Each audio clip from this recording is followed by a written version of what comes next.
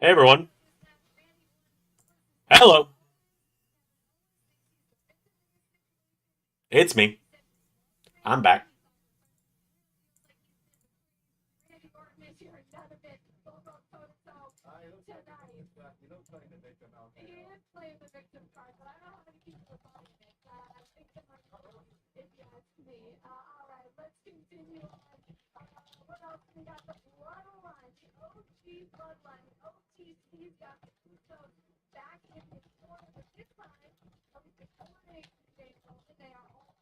Hey Brantley. I'm pretty good. I'm doing pretty well actually. I'm in a pretty great mood. I'm a little tired. I'll admit. I was out until almost 2 in the morning. I was at the Randy Feltface comedy show in Alpharetta, Georgia. It was phenomenal. I paid up for reserved seats, which is not something I would normally do. I'd normally just do general admission, like I do for like TNA and stuff. But I thought, maybe there's a chance because he's a very. I'm getting to it, Zach. I don't have the graphics made. You gotta be patient with me, dude. I literally have just got done recording an episode of Raw, so like, I don't have it ready yet. These things don't get announced right at the start of the stream anyway. You gotta be patient with me here. I also gotta do my opening monologue thing here. All right, you gotta be patient. You gotta give me more than 30 seconds into the stream. Anyways, yeah, I was like, all right, Ray's gonna join. This will be interesting to figure out how to do then. But anyway, yeah, no. What I was gonna say is I was at Randy Feltface's show last night. Phenomenal show as always. Randy is a hilarious comedian. He's probably my favorite stand-up comedy, like my favorite stand-up comic at this point. I think the charm comes with the fact that it's like, uh, and the charm kind of comes with like he's a comedian that just happens to be a puppet, and you forget, especially seeing him live, you even forget it's not a dude standing up there. You forget that it's a dude under a desk, and it was very enjoyable. I paid up for the I paid up for what do you call it, for a reserved seat to be front row just because he does a lot of crowd work. Thought, maybe I'll get picked on. I did, actually. It was very funny. The show is called First Banana. He talks about the history of the banana and how the discovery of the first banana coincides with the world going to shit. And it's a big conspiracy. And, he makes some good points. He makes some solid points with it, does Randy. Um,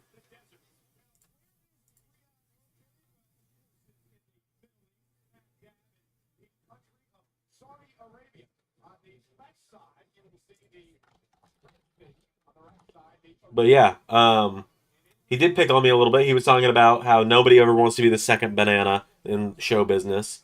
Um,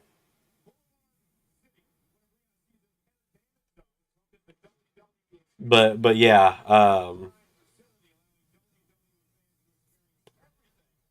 and so he talked about how you don't want to be the second banana, you especially don't want to be the third or the fourth or the fifth, because those are the ones that don't get used. They brown, they get greasy, and they don't get thrown away. They go in the freezer in hopes that someone might one day turn them into banana bread, and then he fucking whips his head around and looks me dead in the eyes with his blank puppet stare and goes, or they rot in your backpack. And yes, I'm talking specifically to you.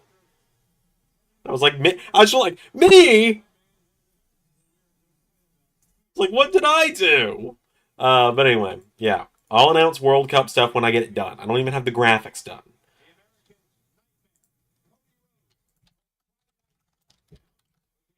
I was a little bit busy, so yeah, those damn titles.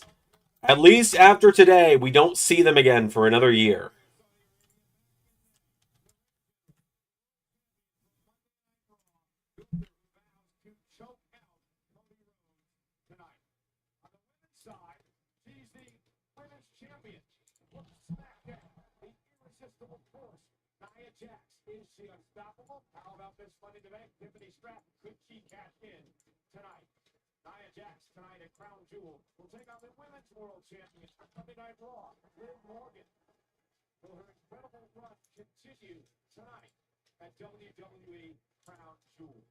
Yeah, you guys just gotta be patient with me with the World Cup stuff. I'm getting it sorted now.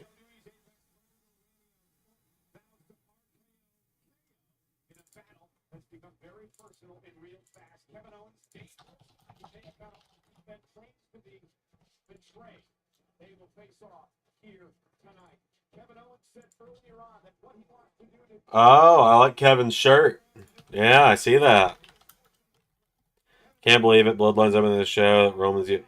That it's always been that with Roman. It's either Roman opens or he main events. It's always been that. Like you can track that back a while. Roman either opens the show or he closes it. Like Elimination Chamber a couple years ago.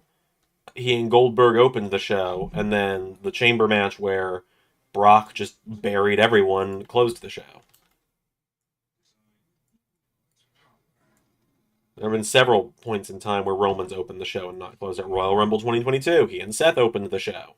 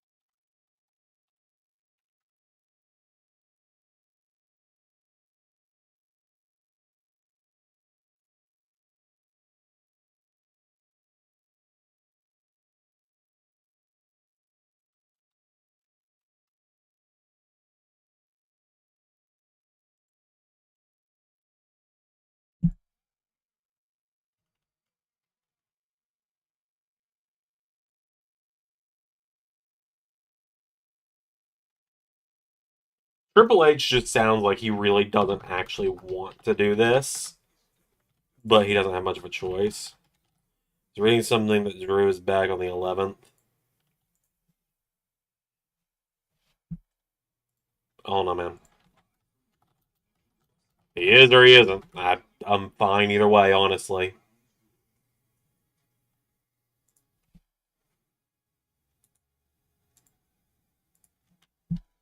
So what's the main event? I would imagine Cody and Gunther.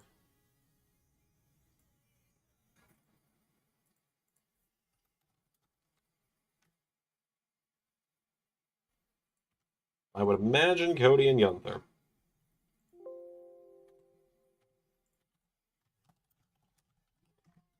So I'm excited to announce as well something big coming to LS11 or to Xander LS11 and the Patreon.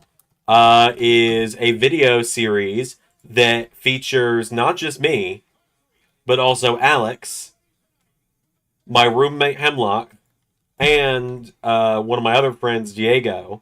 The four of us have started a Baldur's Gate playthrough together. And we recorded for 2.5 hours on Thursday night. Like until 12:30 in the morning we recorded because we were having that much fun. And I'm going to cut it down into highlights for YouTube and Uncut and Uncensored on Patreon. That is officially the name of my Let's Play show on Patreon. Is Uncut and Uncensored, available at all tiers. I play various games, and the footage is uncut and uncensored. Easy as that.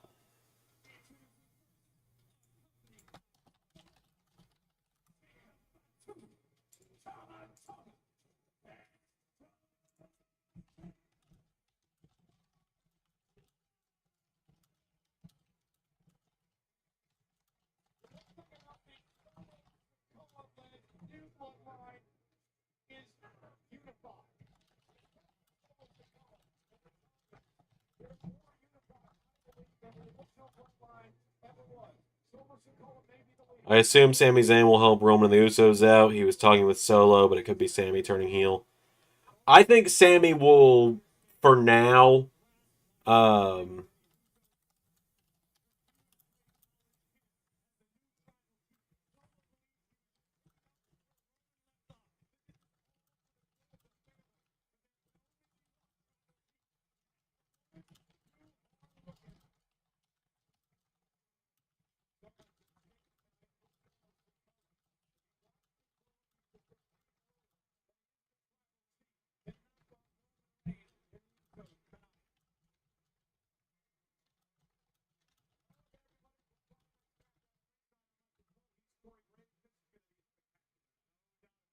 but anyway, I think Sami will start out aligned with Bad Bloodline because Solo kind of gaslights him into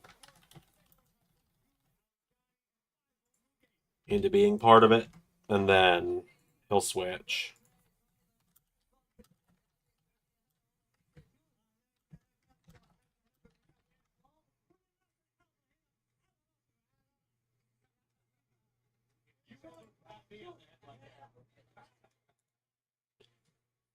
Yeah, I think we're pretty much down the middle on predictions, Pierre. I think we're very very similar.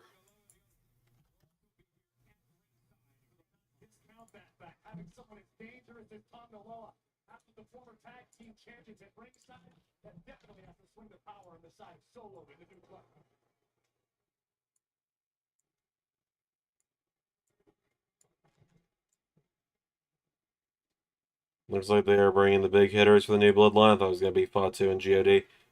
No, I think they have Tongaloa wrestle as little as possible.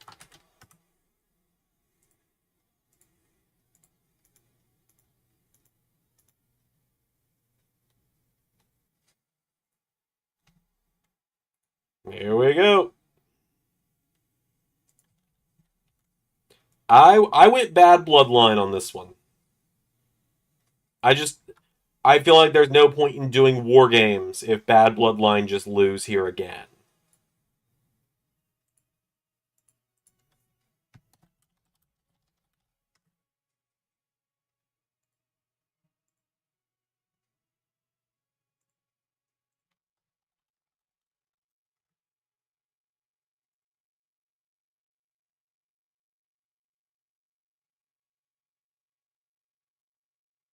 Roman's second match since his return at SummerSlam.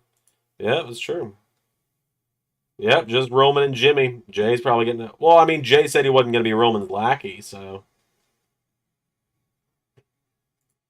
I assume Jay's going to get his own entrance.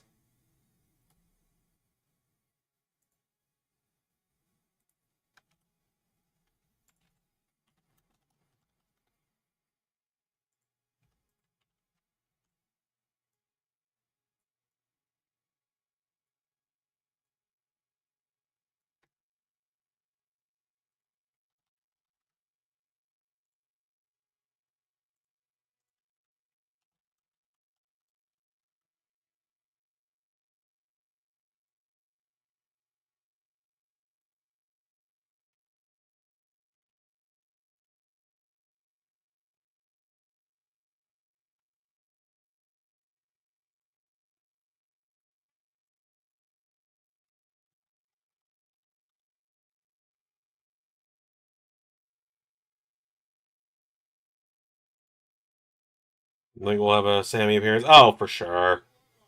I have no doubt.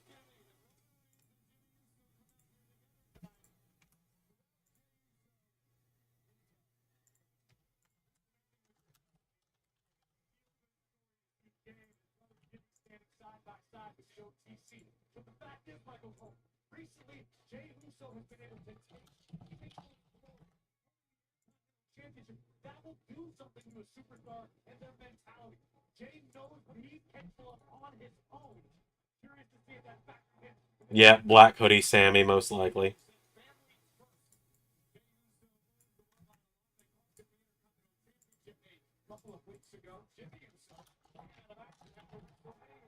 Do we see the right?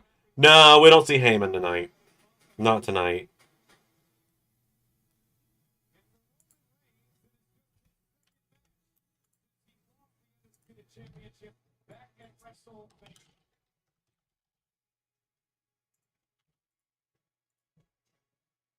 As a World Cup update, I'm working on the renders that go on the tournament bracket right now.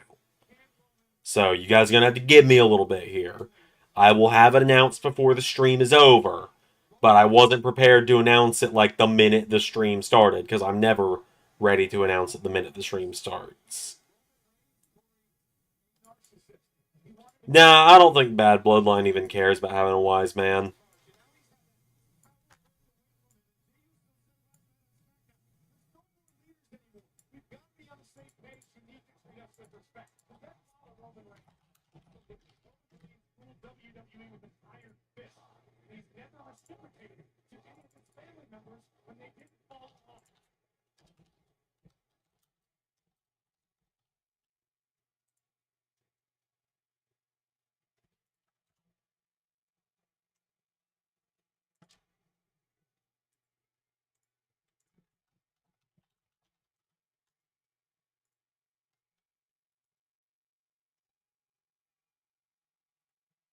Uh, I don't know if I'd consider Jacob a wise man. He mostly yells. Yep, Jay coming from the crowd. He's got a long way to go.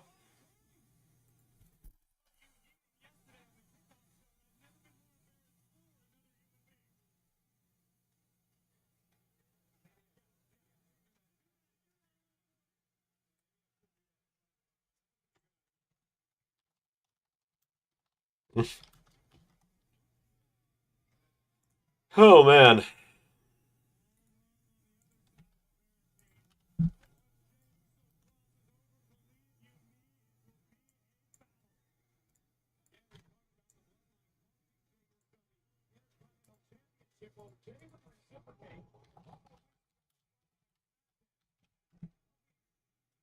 It is, in fact, just him, Oos. Day one-ish.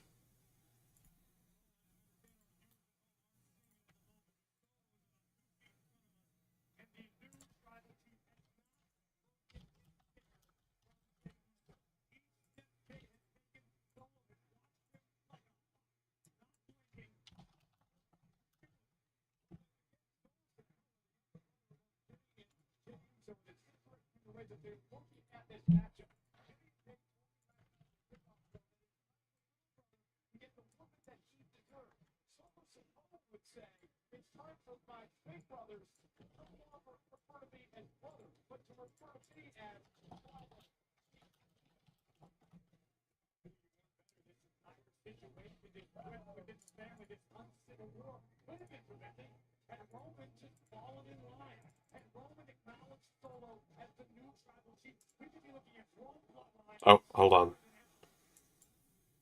Alright. Hold on. Let me figure out how to make you appear.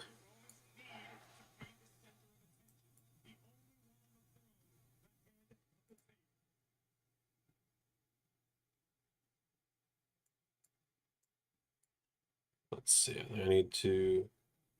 Hold on.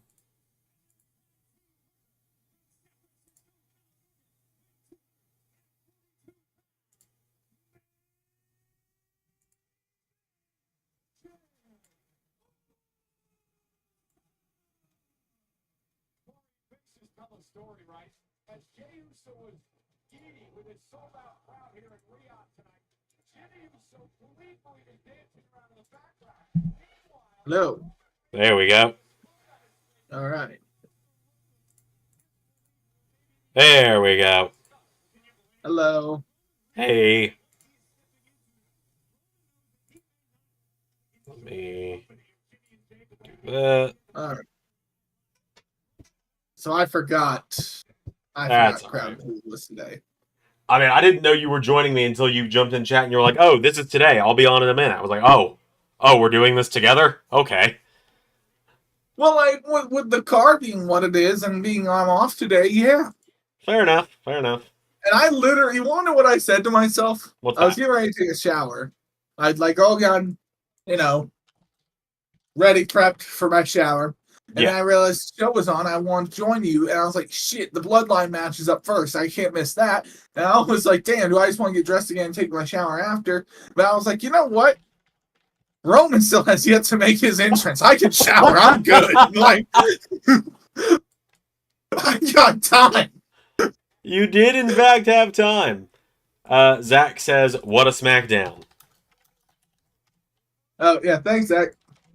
That was a pretty good show. I was half watching it because I was driving as well. I had to go pick up my dinner Mhm. last night beforehand. It was a very busy day for me, as you kind of heard already. You and I have talked about it a little. Yeah. Had to go substitute teach for most of the day. Had to come Mhm. home. Had to Mhm. had to get dinner taken care of. Then I had to drive to Alpharetta, which is about an hour and a half from my house, to go Oh, yeah, see. because Alpharetta is closer to Marietta than it is to Cobb. Because I drive. I've gone to a few shows in Alpharetta. Where was it? Oh, it was Helium Comedy Club. It's the new club that Oh, opened. oh, okay. I went there to like their amphitheater, Yeah. like that big like riding amphitheater. I went general admission to see emo bands. Um, I might release the clip one day of me at the My Chemical Romance concert in Alpharetta singing very loudly.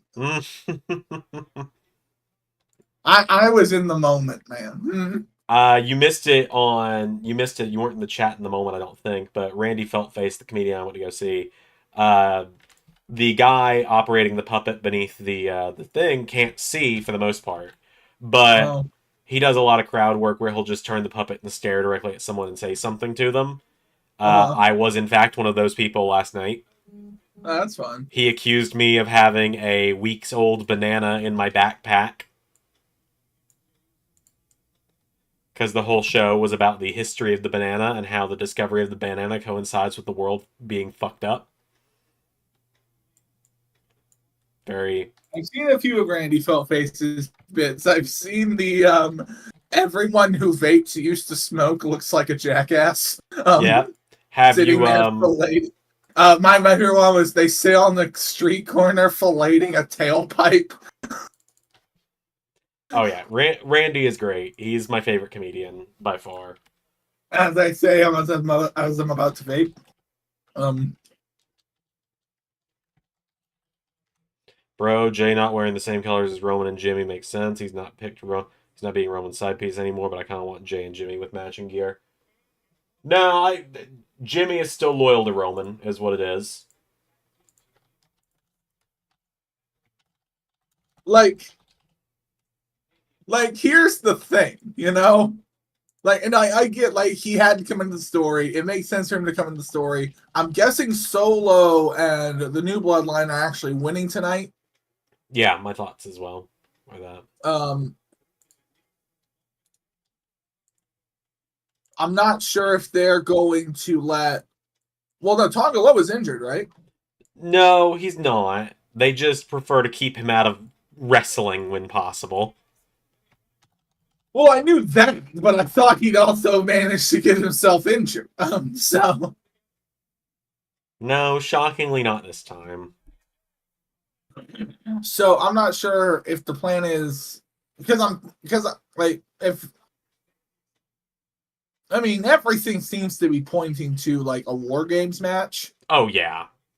Um, so I'm like okay, and like there's all sorts of debates on who's going to be the fourth man in either team, and there could be a lot. The Rock easily could be in there, but I'm not sure you could do The Rock to do that sort of match. Well, I mean, I don't know if you've seen this week, but like they had Sammy very heavily involved in the show this week.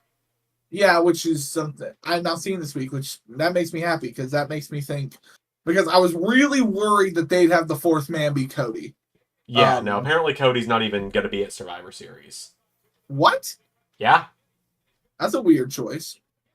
Yeah, Cody put out his schedule online that he always puts out every month, and Survivor Series isn't on it.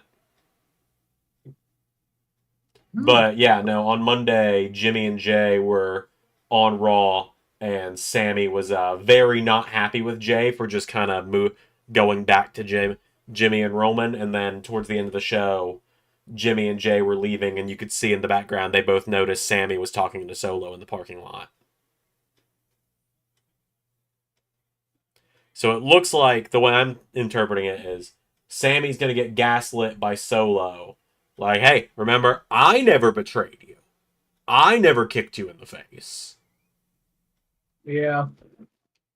I don't know. To me, like I'm like, okay, but why would you even talk to someone like Solo? It does that kind of goes against Sammy's whole character. Right.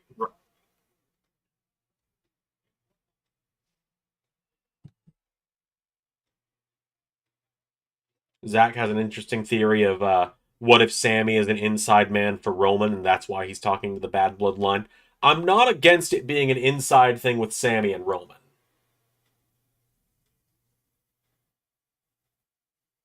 I'm not against that.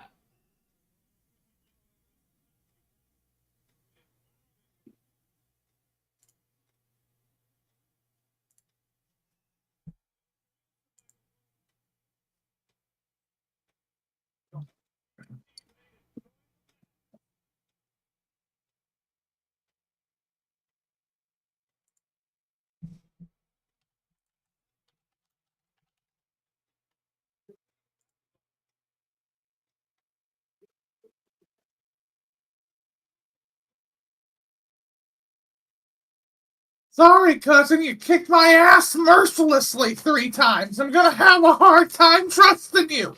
Yeah. Yeah. Yeah.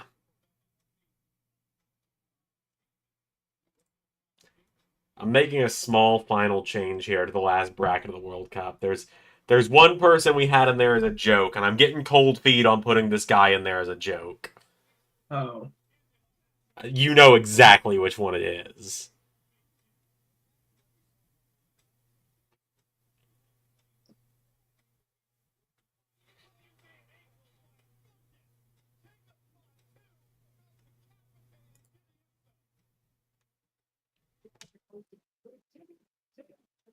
Because like I've advertised this as the biggest bracket in the World Cup, like the most star-studded one. And I feel like if the very first match I announce has this motherfucker in it, people are gonna immediately go Alexander. We waited a week for that. Mhm. So I'm looking through the roster to see if there's anyone a little more appetizing, I guess.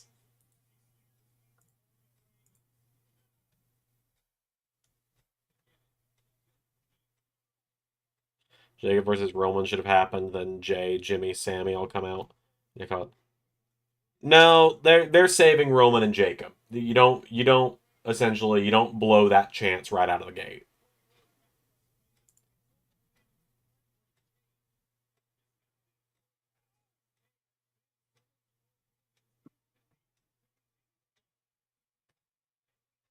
You don't I just think,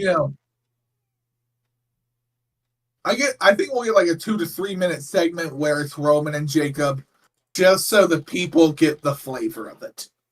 Like yeah. you don't get the whole dish. You just get a little taste. Little Like taste.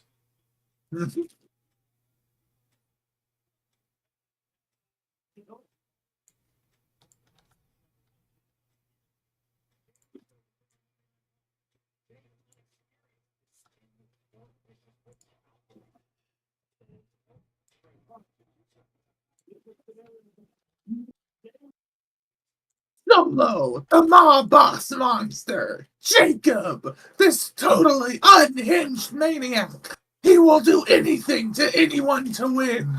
Tama, he cusses and you pin him. And then Tongaloa. He's there too. Yeah. I mean, Tama Tonga does like occupy a very important spot in this group where he was the one who has to take the pin in these matches. Like, Yeah. Yeah.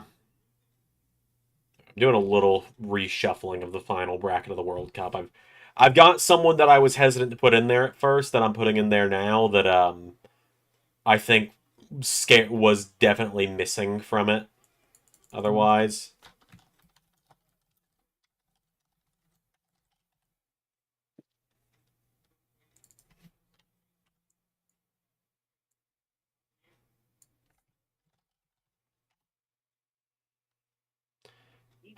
Pierre says he likes the what you've done with Angel Garza. He really liked the Phantom of the Opera kind of mask he had on yesterday. I was actually looking for like an actual Phantom of the Opera mask in the game. I thought there was one in there. Yeah. Turns out there's not. So did you pick a custom theme for him, or is that actually like a theme that I didn't know about? That's the theme in the game. Okay. Well, with the mod that one of the mods that you installed, you unlocked like a bunch of extra like generic themes. Yeah, yeah. That weren't actually listed, so I used one of those. Gotcha. Yeah, I've used those before. Eventually, I need to teach you how to use Sound Editor. It's so easy to use. I just keep forgetting to teach you. I can send you a video tutorial on it somewhere because you have the app on your computer. I installed it for you last time I was there.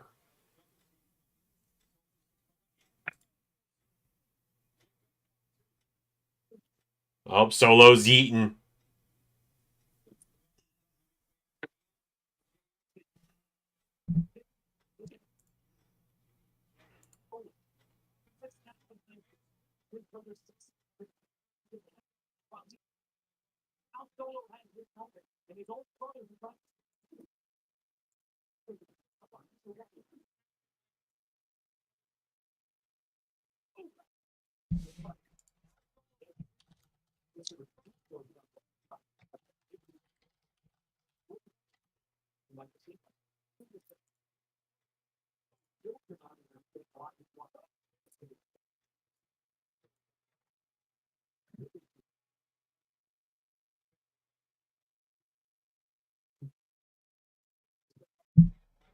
Let's see.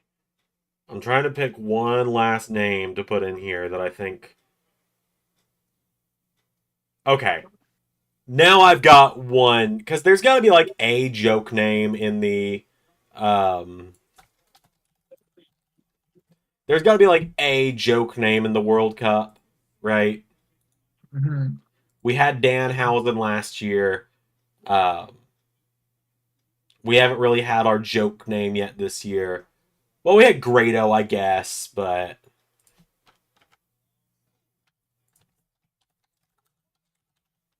I'm putting one more kind of fun name in there that people are gonna see and go, fucking really, but also think yes. I once knew someone who's like, "Oh, Grado could be booked to be the modern day Dusty Rhodes."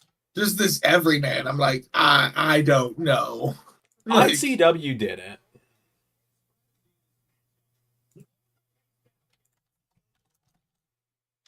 Like ICW had sold out Wembley, not Wembley, sold out the O2 on Grado versus Drew Galloway with Grado winning. wasn't that the Hydro? The Hydro. O2, Hydro, is that not the same thing? No, those are different, I believe. Okay, the Hydro then. The Hydro. They sold out the Hydro.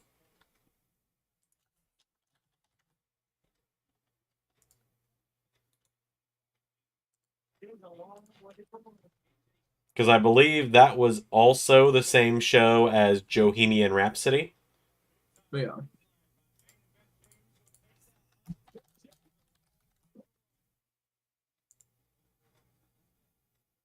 All right, I have one last render to make for the World Cup, or one last portrait, and then I'm on to making the. Oh, Roman's in. No, so the Hydro's in Glasgow. That's what it is. The Hydro, yeah. The O2's in London. That's right. Yeah. Yeah. All right. Final portrait, and then I'm on to making like it didn't sell out. I'm sorry. Grado didn't like Drew McIntyre in his own country sold out. Grado is also Scottish, and this is. I will give Grado this. This was when he was like the most over thing in British wrestling. Because there was a point when that was the case before you and I were watching it. Right before it was Martin Kirby. He was the most over thing in WCPW. I liked Martin Kirby a Okay, lot. but WCPW was still the biggest promotion in British wrestling at a certain point. Yeah.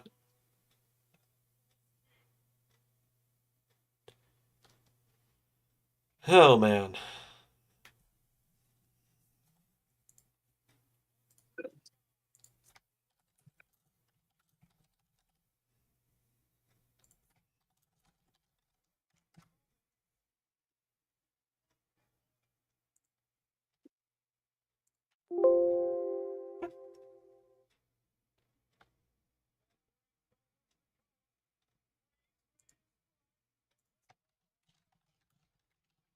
I just had to reinstall this font the other day. What the hell?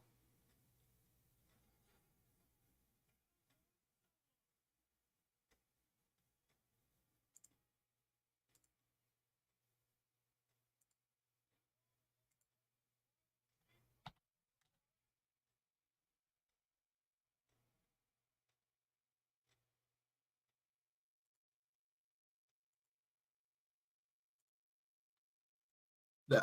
Oh, that was a botch. Yeah.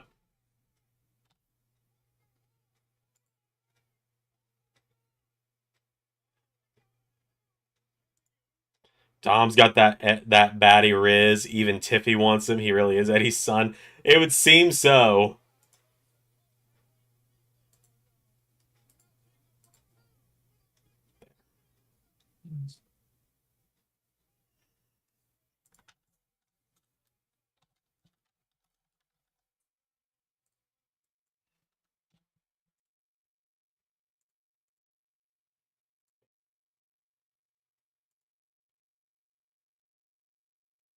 Oh, Goldberg apparently just announced he's going to have his retirement match next year in the WWE.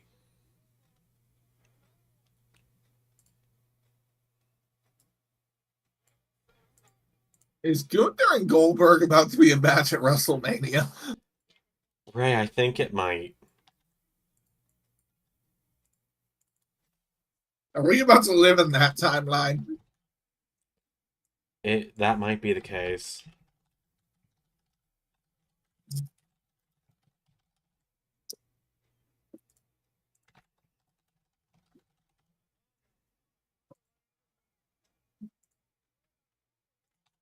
Okay, why does the ref need to be down for this spot? Like he hasn't cared before this point.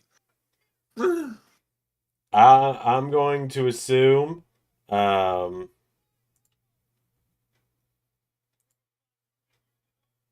I'm going to assume that it's going to give Good Bloodline a visual pin or something, and then Sammy's going to show up or something.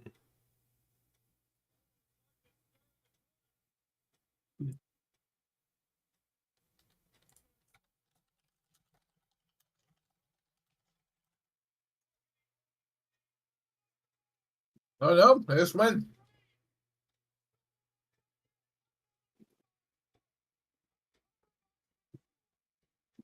I think they're Oh gonna do the shit! Sammy saves. They just won. Yeah, Are you ahead of me for once? I think so. I was gonna say because I heard you go. No, they just win and then solo pinned Roman. Hmm. All right.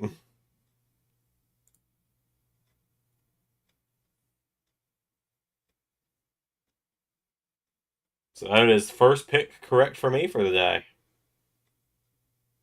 Tonga, why are you breathing heavy? Like you just stood there. Hey, Low was breathing like he was just in a match. And hey man, he worked hard.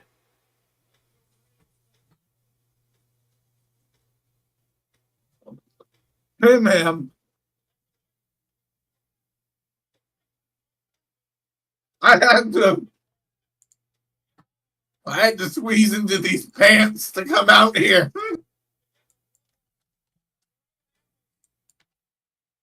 All right, are we gonna get it? Is it about to happen? Here in Saudi Arabia, they love Sammy there. It's true. Except when they hate Sammy there. That But was 2 years ago at this point. So actually, that was only last year when that finally changed. mhm.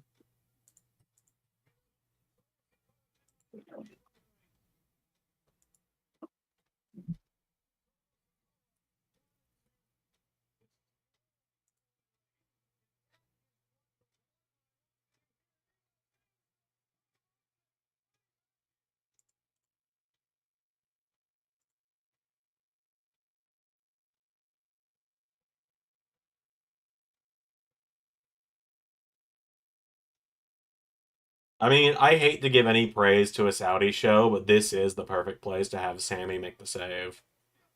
Yeah. Yeah.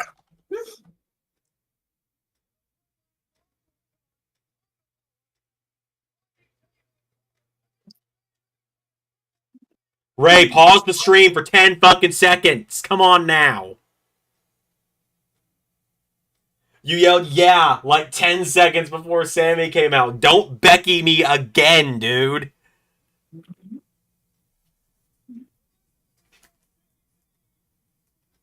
Yeah, because I can't go any further forward on Peacock. As you said before, my internet speeds are scary. Look, Sammy has just slid in the ring on mine, so, like, let that give you an idea of where I'm at. I literally just hit subtract 10 seconds on the Peacock thing. There you go. So we should be good. Solo's doing like this to Sammy right now. Yeah. Okay, then we're in sync now. Good. That'll work. Bye, bye, bye. Mm-hmm. You said we were in sync.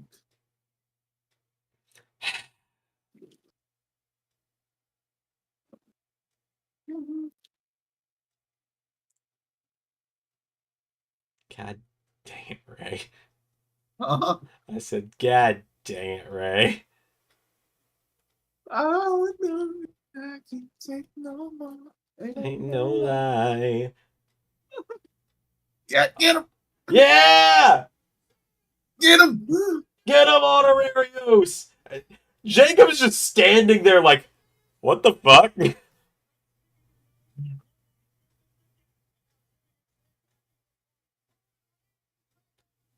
Even Roman is saving Sammy.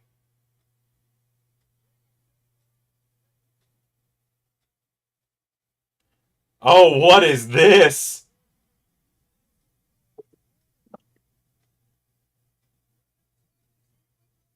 It's like the Neville bit in iCarly.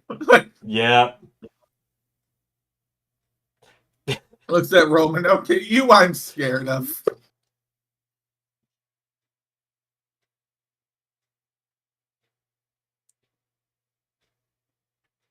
You're surrounded. They're not going to make War Games official on another pay-per-view. They're going to wait till Friday to make War Games official. Oh, no!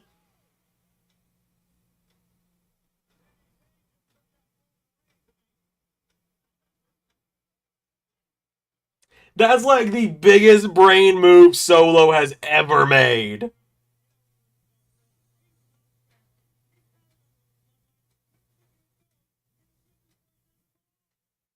Okay, that was clearly an accident.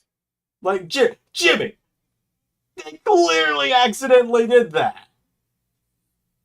Jimmy, no, I'm not. Because it seems to be my sin. And then I stopped being friends with Jay. And then all of a sudden, even though you hated Jay, now you were friends with him. That was a killer move from Solo there. That was fantastic. And now there's going to be all this dissension. So much drama.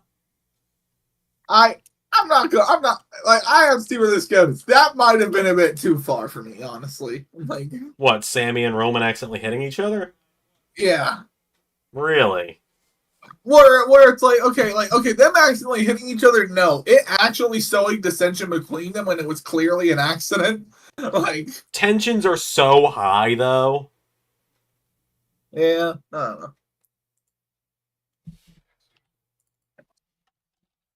For the first time ever in making these World Cup graphics, I don't know someone's age, and there is no indicator online of this person's age. Mhm. And I hate to put it this way, it is probably because they're just not super well known compared to others, and they are the joke entry in the World Cup. Hello, JT.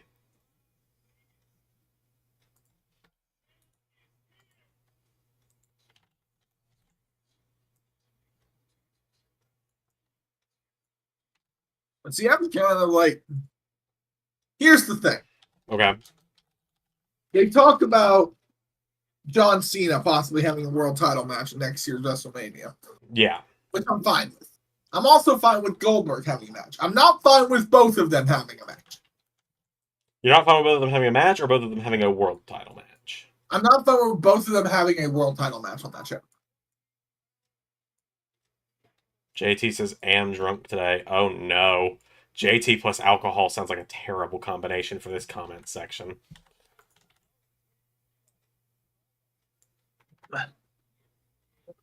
Frightened. So it's gonna be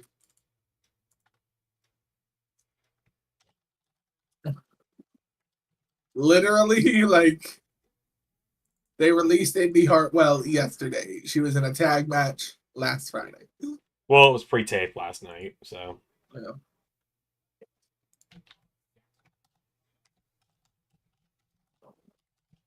So I actually went bold on the women's tag match. I actually predicted a Chelsea and Piper victory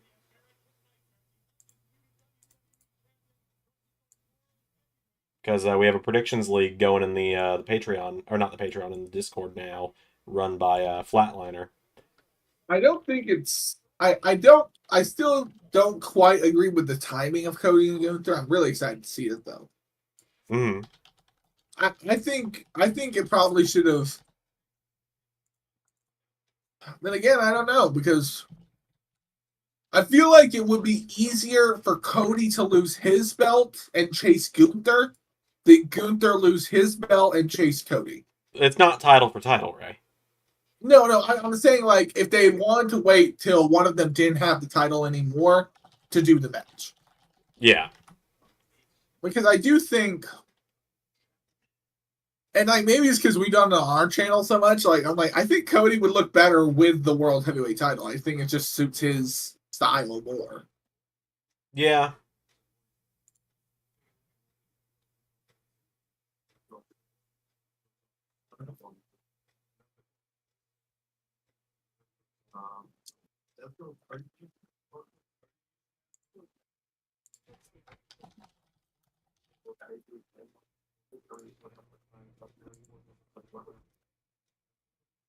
Yeah, no one.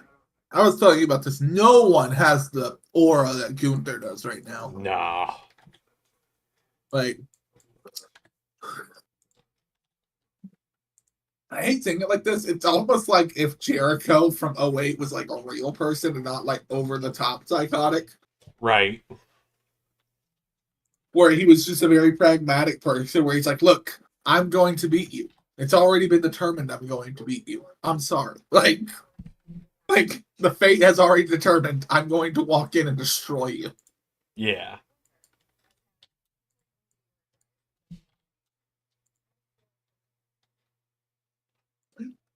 So, Kathy, I see you're here on my Cody Lex Express. I've had this tour bus.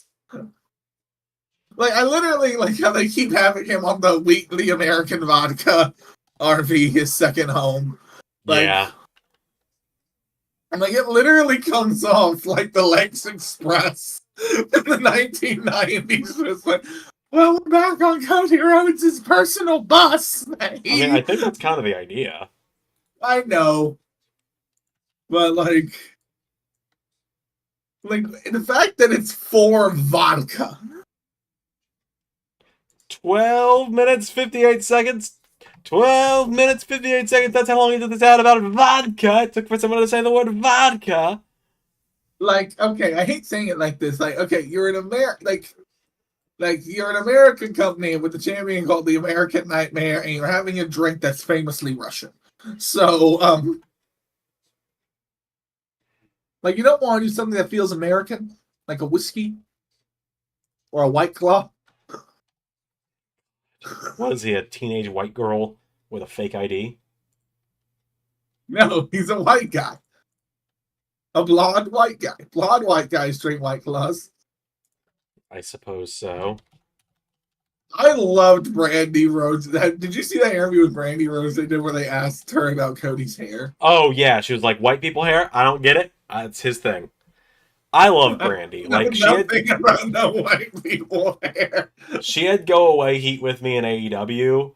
Now that she's not in wrestling, when she does pop up in like stuff I'm watching, whatever it is, I do actually really like Brandy. I think she's got Oh, really good no. comedic timing. Did it get over the top? Definitely. However, her promo on Jade Cargill is still incredible. I mean, who the hell told you it was open mic night, bitch? Yeah. No. Oh my God. No, Jim Cornette described it. It was like literally like midway through the show, like a Terry Funk promo comes in.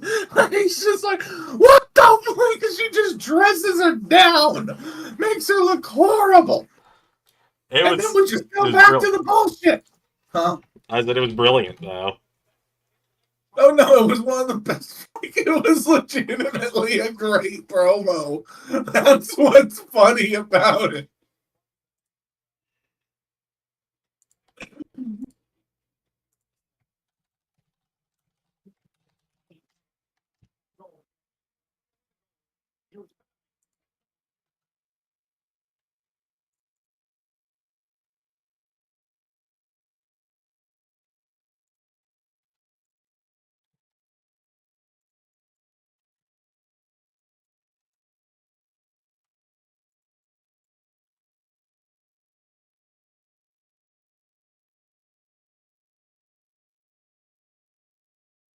So have they ditched the metaphor name for these two since nope, they're still representing metaphor.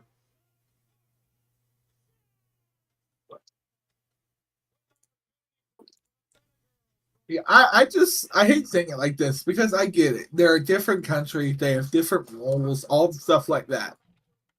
Yeah. When it's that skin tight, like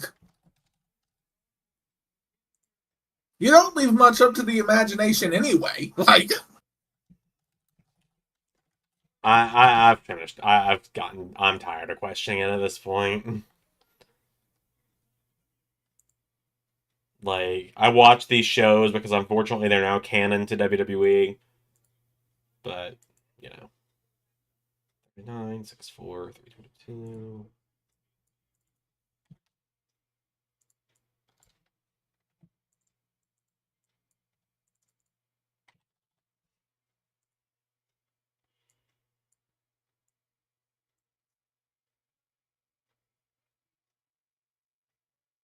I do kind of like that Piper Niven's gear doesn't change at all with this show.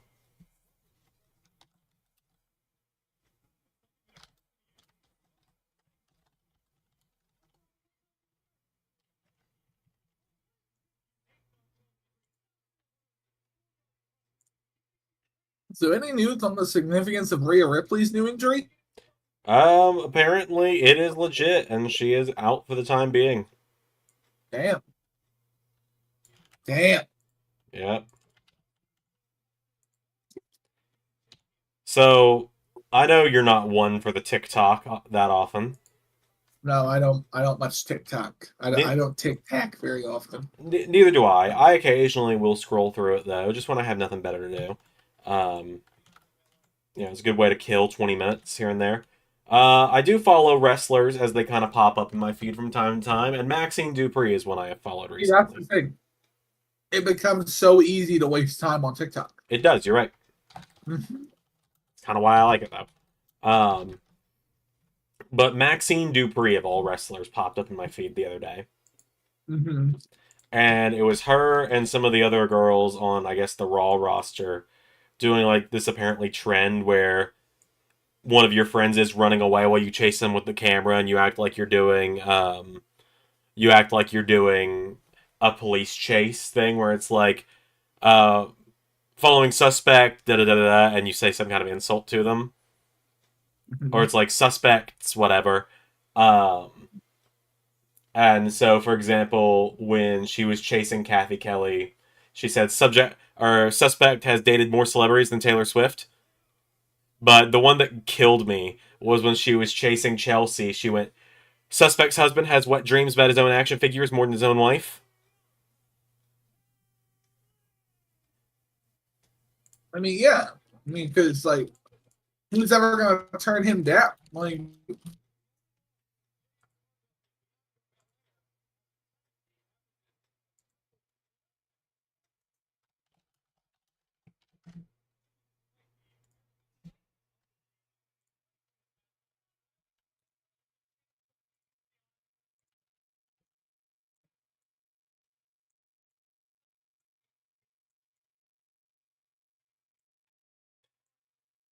Yeah, I have a I strange know someone feeling does that. that to Matt Cardona, though. What was that? I know someone does that to Matt Cardona. Has slept with someone with talent that's a ring. Like, Discord was muting you so many times there, and I'm almost happy that it did because I'm scared of what you said. I was saying, someone chasing Matt Cardona and saying, like, suspect has slept with so much of the talent backstage that he himself could be called a ring rat. Oh my god. Ray.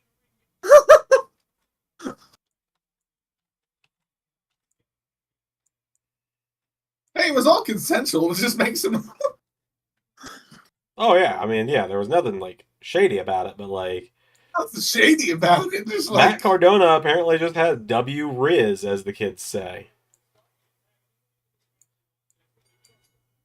I mean, Eve Torres, because they were actually a thing, weren't they?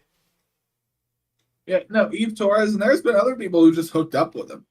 Eve Torres, Emma slash Chanel Dashwood, they dated for a while. Dude ended up marrying Chelsea Green. Wasn't there someone else? I know at one point on screen he was paired up with Rosa Mendez, but I have no idea how accurate that is to like real life.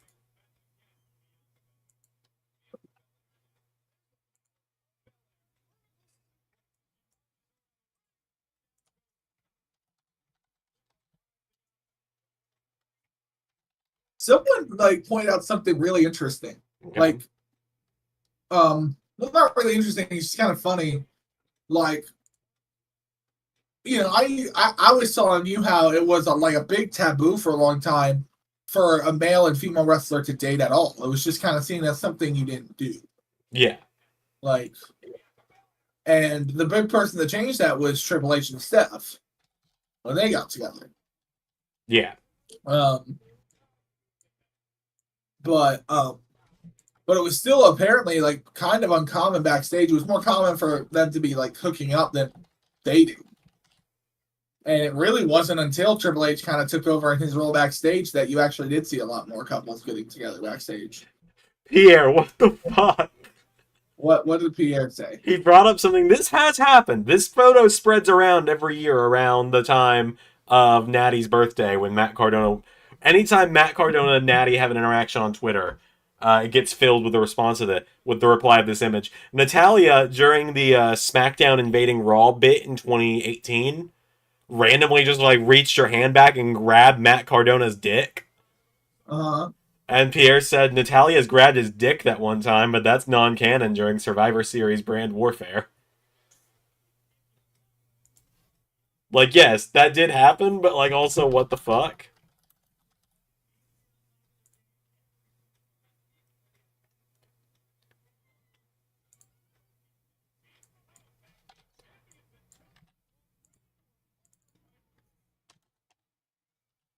Like I said, I'm hoping for a Chelsea and Piper win here. No, you're not wrong, but it doesn't make you right either.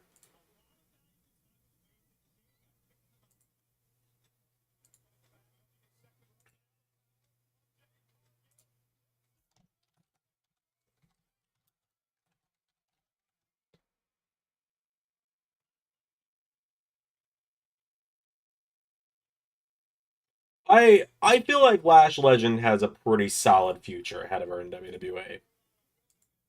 Yeah. She's got good charisma. She's good in the ring. Unfortunately, I feel like she's one of those kind of being held back by her and Noam Dar are kind of both being held back by the Meta 4 gimmick. Yeah. But also, I hate to say it, Jakara Jackson and Oro Menza are being elevated by it, so Yeah. I don't see much in either of them as their own things.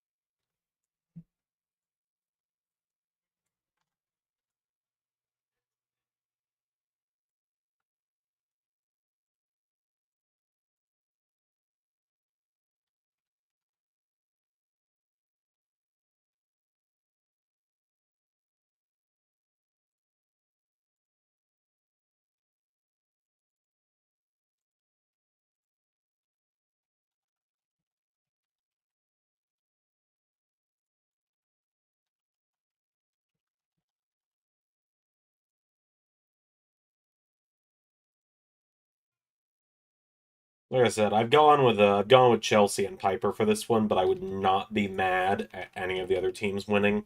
I'm just kind of tired of these belts being a prop so that Bianca and Jade can be champions without having to fight for the singles title.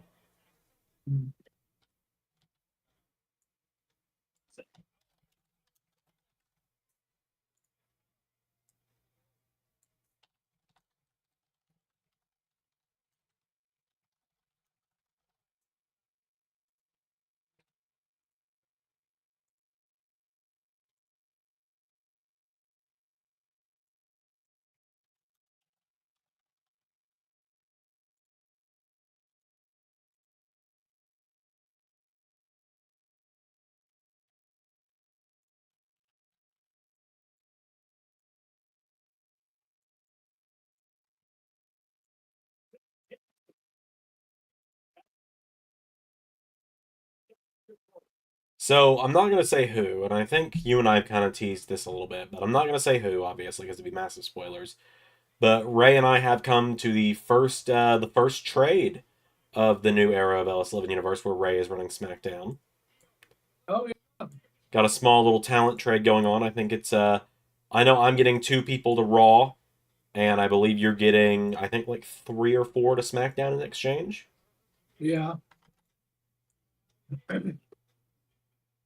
Which now I really need because now I just lost one of my women's tag teams. Yeah, you just lost 2 people on SmackDown because Tegan's I part just of. lost two of my women's tag teams. Yeah, you just lost 2 tag teams. I mean, like obviously right now Tegan's gonna stick around.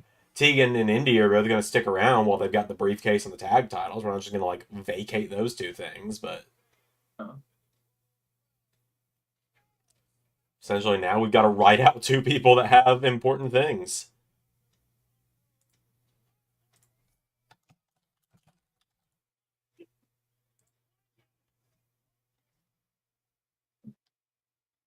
And now they're all just coming in. Everybody in again.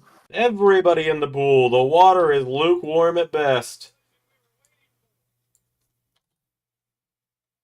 I'm not gonna start counting, guys. I'm just gonna stand here. Even though neither of you are the legal competitor. Just gonna stand.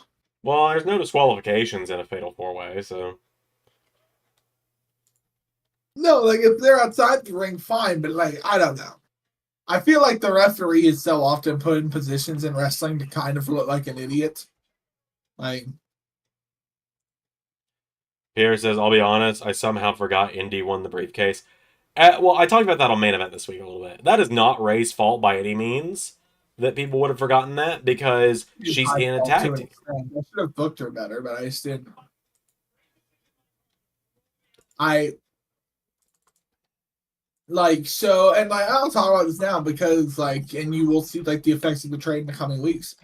So the trade was to really give me some more women on my roster to fill out because I do have a good amount of main event women on my SmackDown roster, but I don't really have a good amount of mid card women. It's pretty much just main eventers and jobbers. Right. I don't really have any good like upper mid card talent. So I need to fill out that, and then honestly, like here's the thing: when women's anything is like the hardest thing to book because like every promo you do, like Xander and I, we've gotten to the point where we can use voice filters, we can use voice changing software. Like I will say that's one thing AI has done. AI has given us the ability to make it so that we can like do women's promos Yeah. and we can have that happen. But it's still the promo never really sounds right. Like the technology is still young. So and you also have to remember like in order to get the really good quality stuff, you still have to spend a good amount of money. Right, which neither of us do. Um, well, no, it was literally just be unpractical. It wouldn't be within the budget of the show. We'd have to spend hundreds of dollars, maybe even thousands, on the software necessary to do that. Right, and And at that point, of buying all that software, of figuring all that out, how to do it, how to make, how to, like buying all the best and getting it all set up right, like it's at that point, it's like, okay, why didn't I just get on Fiverr and just hire a female voice actress to do the promo at that point? right. Like, I had a mini little panic moment there when Jade hit the Jade, and I was like, no, no, just anyone but Jade and Bianca. I don't want Pierre to get the point in the predictions league we got going on. I just need to beat Pierre. why do you want to beat Pierre so bad? I love Pierre, like, platonically, as a fan and as a friend in the Discord. But Uh-huh. also, we have the same brain, and I need to prove that I have the more powerful one. And if you don't know what I'm talking about, people that are in a Discord know. There have been countless times where Pierre and I have had the exact same thought at the exact same fucking moment.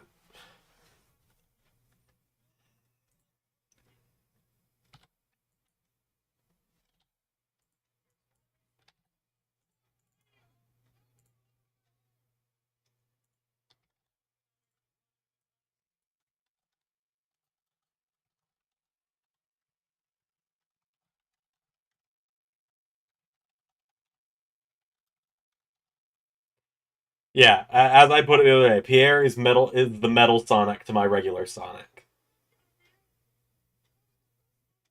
Because I'm the older one. I'm the original, therefore. But to quote Sonic when he and Metal were running at one another. Wait a minute. Oh no. No.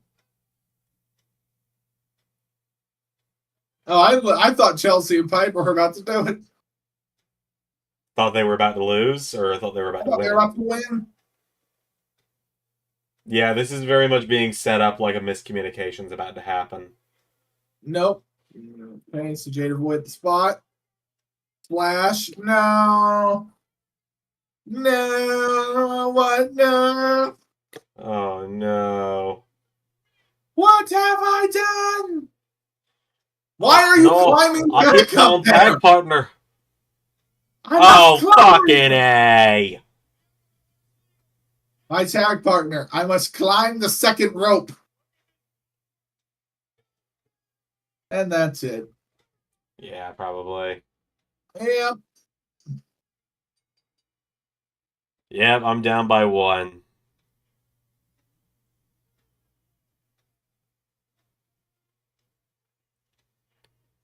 Hey, JT says, "Hey Xander, can you just like not have Saudi Arabia shows like for like?" Well, we've never done the Manila 11 universe, if that's what you're People have asking. disliked their videos thinking they were Saudi Arabia shows, but they weren't Saudi Arabia shows. No, we did super. I blame it on the fact that like WWE did Super Showdown once in Saudi, and despite Uh-huh. the fact that the arena was the Australia one in 2K20, everyone thought we were doing the Saudi one. Yeah. Which I haven't like we've talked about bringing that show back now. Oh, I've already announced that's what's next for Raw is Super Showdown Australia. Don't you mean Super Showdown Under?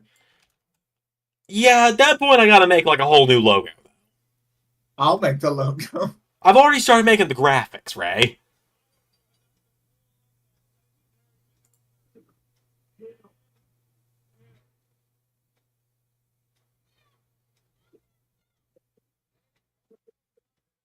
Look, I could try to talk to Dad about not doing Saudi shows anymore, JT, but he doesn't really listen to me. I mean, he hangs up anytime I tell him I love him, so.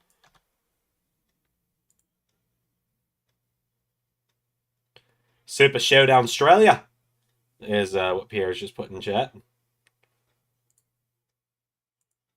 To me, it is Super Show Down Under. The Super Showdown Under.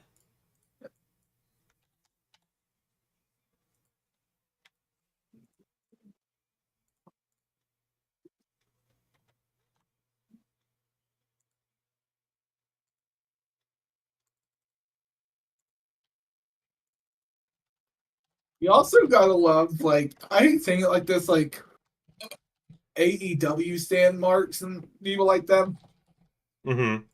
online saying, see, NXT plummeted in ratings on the CW. They now only have 600,000 people watching them. That's as many as AEW Like, usually gets in a week. which, I'm like, okay, but here's the thing. Like, that's WWE's third most important show. Yeah. Like, so saying that is like, like, this is like, WWE books it better, but like in terms of like importance to their product, NXT is about as important to WWE as Rampage is to AEW. So, or like a collision or something like that. It's not really like,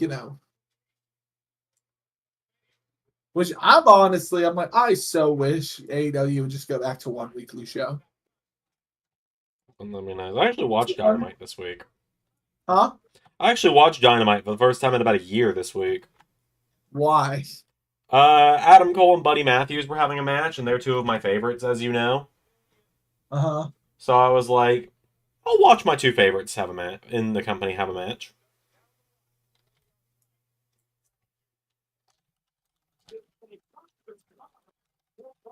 And so like, and then I just ended up staying throughout the rest of it because like parts of it, I was working on videos at the same time, Uh-huh. so I would mute it when I was working on videos, and I just happened to mute it perfectly at the times that didn't interest me, like Chris Jericho or Mercedes Moné or Don Callis being on my screen. Mm. And if you ignore those three, it's a solid 5 out of 10 show. I hate that really. I wish they. I'm like, why can't why are you putting the WWE experience in Saudi Arabia? Yeah. I'm like, I'm sorry. That needs to be somewhere where people can get to it. Like, as in a majority of your fan base. Because no matter how much you promote it, like a majority of your fan base isn't gonna get passports, especially get the passports that the kind of passport permissions you need to travel to a Middle Eastern country. Right. Like Like you need passports just for traveling to Europe and other parts of the world can be somewhat difficult to get. But for the Middle East, that can be extraordinarily difficult. Yeah. All right. Jay White and Bronson, or Jay White and Bronson Reed. Don't know where I got that one from. Seth Rollins and Kenya. Maybe that's a little spoiler for who's in the World Cup. Yeah. Seth Rollins and Bronson Reed up next. I had gone Bronson Reed for this one. Yeah. Like I know Seth long black hair, leather wearing men. I mean, yeah, pretty much. Well, folks, I will have you guys know I am one graphic away from being ready to announce Bracket D of the World Cup.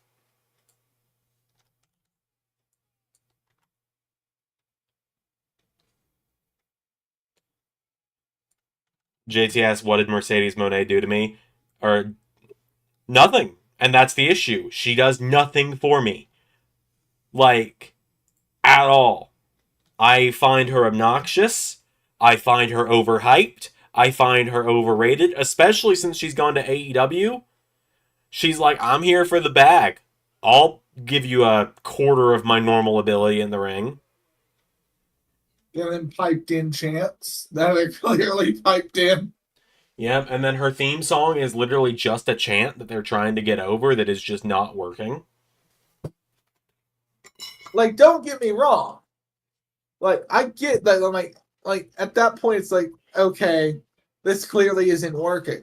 But Tony's in a position of he's paying her so much he can't not have her on TV. Right. Like, like he's not in the position where like, well, I mean, he does like because I want to say like Tony does pay people to sit at home. Yeah.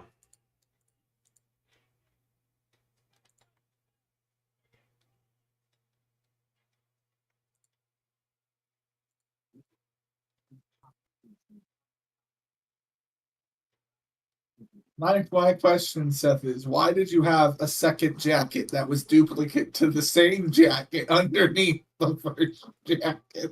JT says announced bracket A. My brother and Chris announced bracket A 3 weeks ago, and it already aired. That is one of we did not talk about that. That is like one of my new favorite clips of Seth ever. Which one? This clip of this past week of Seth angrily stripping off one jacket to reveal the exact same jacket under the jacket. Yeah. Pierre says, so I did call about Jay White being in the World Cup. Yes, but since that was one of Ray's guys, I knew I needed to wait for him to tell me I was good to announce that. There's one more that when you see him, you will go, oh, that's why Ray made Xander wait. Yeah. And Ray knows exactly who it is.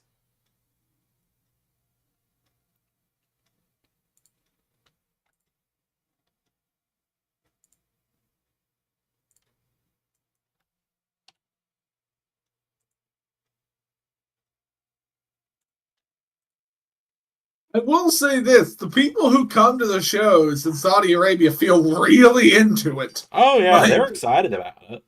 yeah. I don't hate the fans. I just. I hate the government.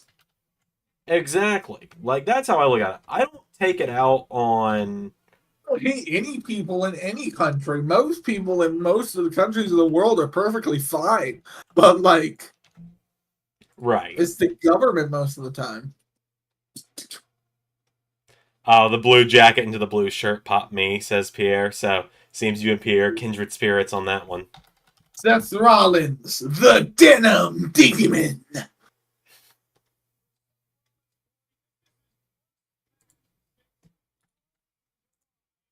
But yeah, I've gone Bronson on this one. I feel like I'll be back in 30 seconds. okay.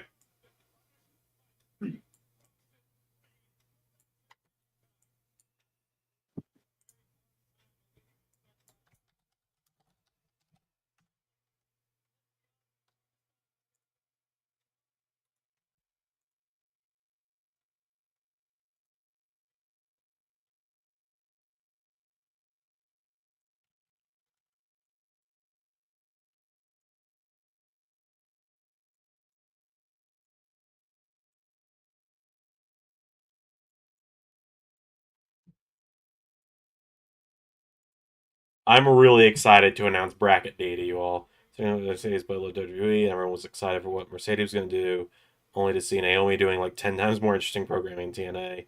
I too have gone Bronson because they can't just play up that Seth's hurt. Yeah, I mean that's how I feel about it as well, Pierre. It's like you can't just go like, oh yeah, Seth's dealing with injuries. You know, he's been hurt, and Bronson's been fucking killing everybody just to have Seth beat him clean. Big Bronson. Yeah, I hate that they've given him the name Big Bronson. It's like, why does he need the? And you know whose idea it was to call him Big Bronson, so I don't know why it's stuck.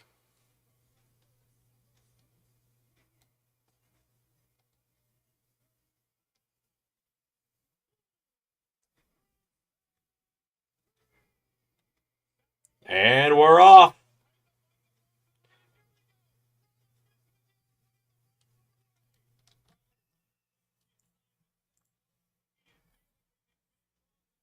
Haven't the outfits gone too far, Seth? Never. There has to be, to me, they have. Once we're here at denim and leather combined into jeans, no. I mean, those tights feel very Shawn Michaels to me.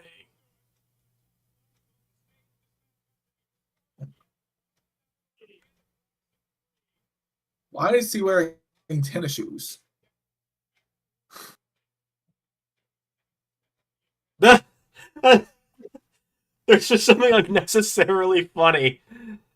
Um, there's something unnecessarily funny to me about Seth just throwing the coat over Bronson, going, ah! Yeah. All right. Does Bronson have Pac-Man style gear? I don't think that's No, it's something else. I don't know what it is, but it's not Pac-Man style. I see where you're getting at with the color scheme, though. You know, Seth looks like he's supposed to be in an NSYNC video. Maybe he is.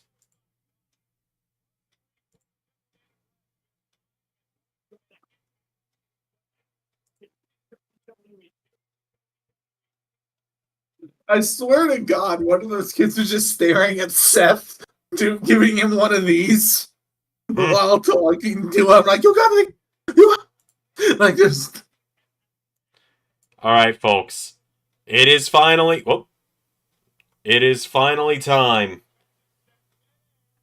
for us to announce Bracket D of the World Cup. Bracket D? Yep, the final bracket. Okay. So what I'm going to do is I'm going to open this. And I'm going to screen share it so that the people can see it.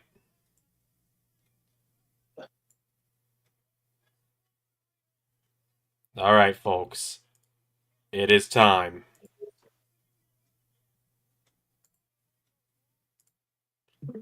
Up first, Ricky Gibson against AJ Styles. I told you guys, most stacked bracket there is. Ricky is in the World Cup. Bryan Danielson against Kenta. Ageless. I should have. You're right.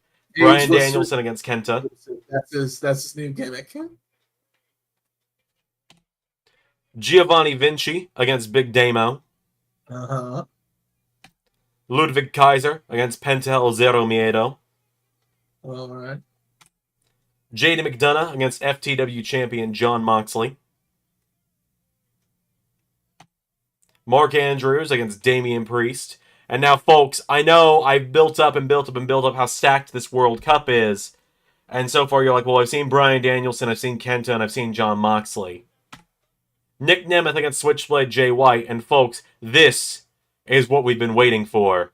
The final matchup of the World Cup's first round. What I had to wait a week to announce is his in-ring return will not be at SummerSlam because it will be this week for members and Patreons. Because Seth Rollins is in the World Cup, and he's fighting his former disciple, Shane Haste, in the first round.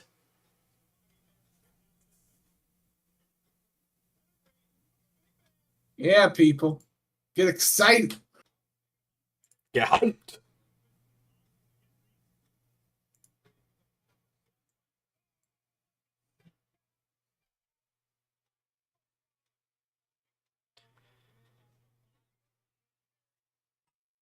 Pierre says Ricky in all caps, and oh god, AJ's gonna lose. Xander, would you do this to Xander would do this to us? So I will Xander admit, is the kid pulling legs off the fly. That's who Xander is right now.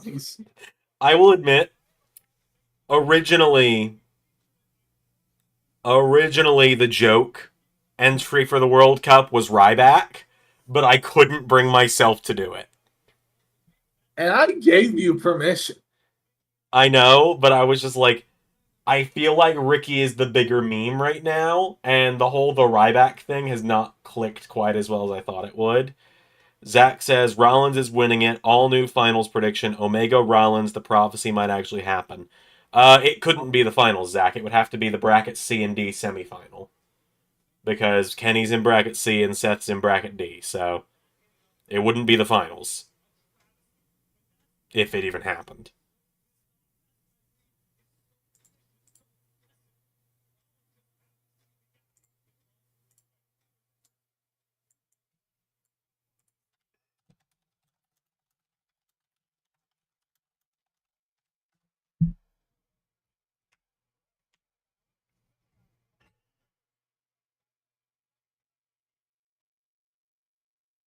But yeah, no, there's just like no goddamn info about Ricky's move set or age or anything out there.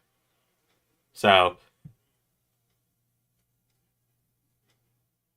Pierre says, Buddy Seth is a possibility. It's true. I'm gonna get the momentarily I'll have the actual like tournament bracket lineup for everybody as well, so that you'll know who's on each side.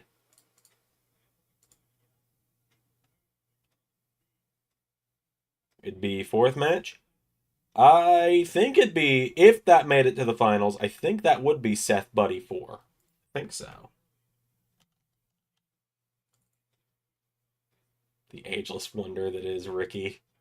Yeah, pretty much.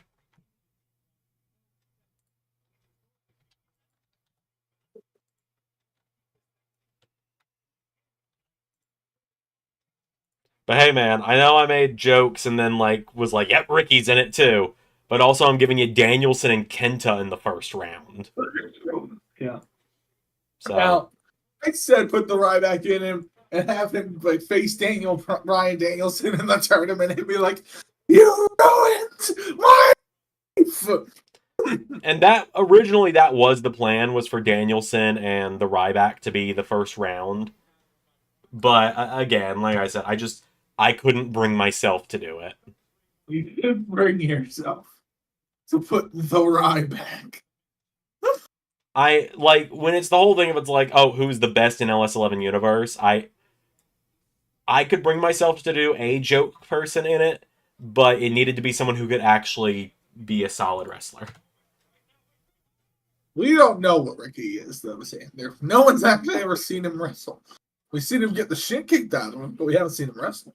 I watched like an indie match of his when I was thinking about bringing him into the indies. I feel like the first round of I feel like bracket D has some solid potential to just absolutely cook because like you got Rollins and Haste finally. Yeah. Like Pierre just said, wait a minute, Rollins and Mox are in the same bracket. Oh yeah, I guess they are.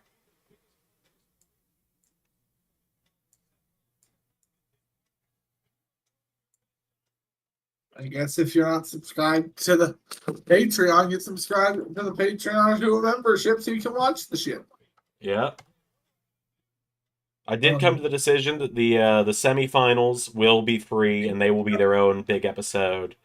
Yeah, now I know we did talk about the possibility of us uploading the first World Cup for free. Yeah, and I'm going to. Now, huh? I'm going to. Yeah, now for because so I assume when we do our third World Cup, if it's a women's or tag or whatever it is, you will get the second for free, but that'll probably be a year or more Yeah. before you're getting that for free. And you'll long know the victor. So Yeah, like everyone's gonna know Joe Hendry wins the first World Cup, but at the same time. if you didn't see them, they could be fun to go back and watch. It has some good. It has some solid matches. It has the moment of Nick Aldis getting announced as being signed to SmackDown as well, which I think is a really cool Also, moment. the fun thing about tournaments like that is like you can do like little things throughout. They're kind of like their little own storylines. Right, like EC3 was getting all the easy opponents, and then he got paired against Hendry, and Hendry steamrolled him. Yeah. But I feel like the lineup of competitors this year is far stronger than it was last year. And I think part of that was that we were experimenting with just the very idea of it last year. Well, also I think last year we wanted to keep like I think we wanted to keep a sense of like globalness to it, so we wanted to get it in as many different countries as possible because we want it to feel like a real World Cup. Yeah. And so we ended up putting in just a lot of mid card names. Yeah, and another big part of it last year was also that we wanted to do that, but also at the same time, so many of our top guys that should have been in it were champions at the time or were written out with injuries at the time. Yeah. Like Orton was written out with an injury. Cody, who's not in it this year, but as much as we do like doing the World Cup, like ultimately the thing that people watch, the thing we're known for, the thing we're booking is the main show. So we can't, like you having to wait the week for Seth to come back, because the main show takes precedence. So we can't, right.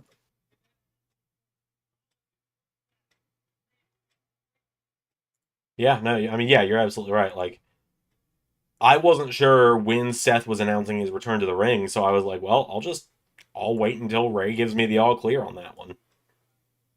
You texted me because at a certain point, like, so I'm going to be honest about this. At one point, there was kind of a plan in place for like all this to go down very quickly at King of the Ring, where Lexus would like start beating up Punk, and then Seth would come out there and save Punk, and da da da da da da. So like, but like, I kind of already had a bit like that with the whole thing that was going on with Solo and The Rock and Jey Uso and all that. Right. I didn't want to like do like too many, like you don't want to have too many. I feel like you can do multiple angles of the show, but you don't want to do too many angles that are overly similar. Yeah. And I also feel like if Seth's return was announced on the show, that the same return of The Rock was announced, it was like, oh, Yeah. So, and then I had, I had Lexus King attack Rod Zapata. Yep. Give me one of my favorite things I've ever said as The Rock on the channel. I made myself laugh hearing that yesterday. I very rarely actually say things that make me laugh, but honestly, the thing with The Rock yesterday, I made myself laugh with, like, I will never and have never done anything against our officials here in the wrestling business. Rod, I hope you have a speedy recovery, and for like your family and all this stuff. And Rod's like, "Thank you, you're damn right, thank you, you selfish piece of crap." Now get. It was very funny. That's another question. Are you guys enjoying my performance as the final boss? I have found it interesting because like the final boss is such a me, like my hands are very much in it. But like Uh-huh. right now, like my hands were very much in it last season more than anything, but like right now it is very heavily just you doing it. Yeah. I think people are into it. Oh yeah, I've enjoyed it. Pierre says it was great as well. Pierre also Yeah. brings up with the little stories within the World Cup how last year Finn brought in the Bucks to help him beat Kenny in the semis. Yeah.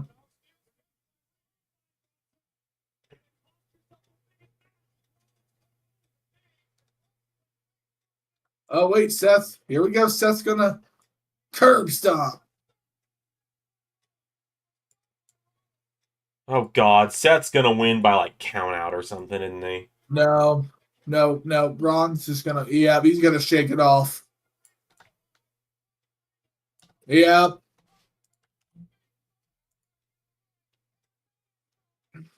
I swear. I swear if he just goes full Super Rollins again, I'm not going to be a terribly happy camper.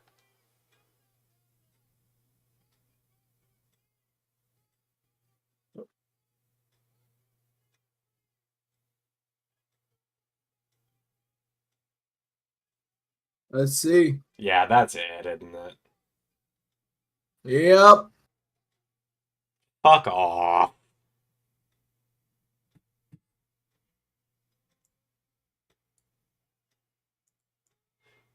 My only assumption is that Rollins Gunther is where we're going for for Survivor Series. Yeah. I mean, I don't know. Like, I feel like. Mm,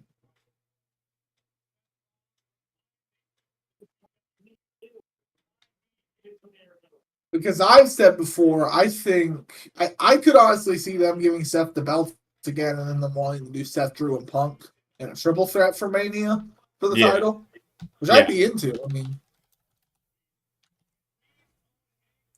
I mean, ultimately they did it in a way where like where he looks good. I mean, took two stair bumps, took two stomps, one of them being a stomp off the top. yeah,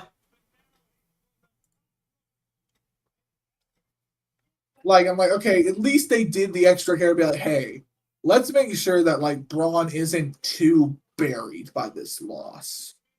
Or yeah, Bronson, and he's still standing up afterwards. So yeah. honestly,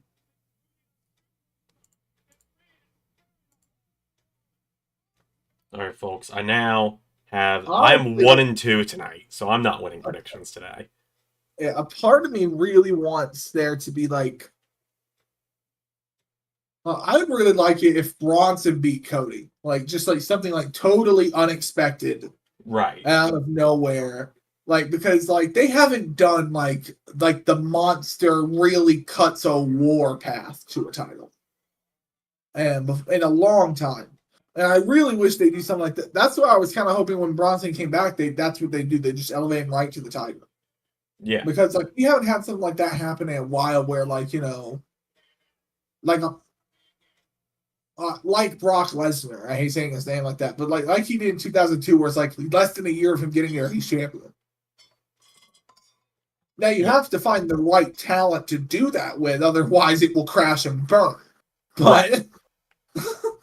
But like like not a lot of talents come along where in 6 months they can be main eventing. Yeah. But the test of a booker is having a good enough eye to know when that talent's in front of them. Right. All right. Well, folks, for those waiting to see it, I can now share what the World Cup bracket for bracket D actually looks like. So in bracket D, the winner of Yeah. Seth Rollins and Shane Haste will face the winner of Nick Nemeth and Jay White. Uh-huh. The winner of John Moxley, Jaden McDonough will face the winner of Mark Andrews and Damian Priest. All right. The winner of Vinci and Damo will face the winner of Kaiser and Penta. Ooh. And the winner of Styles Gibson will face the winner of Danielson and Kenta. And so then you can kind of get a better look at the whole bracket here.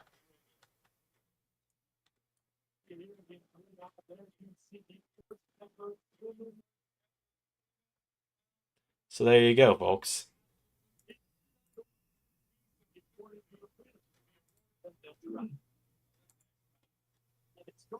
All right, the Women's Crown Jewel title is coming up. All right, guys. Liv Morgan versus Nia Jax.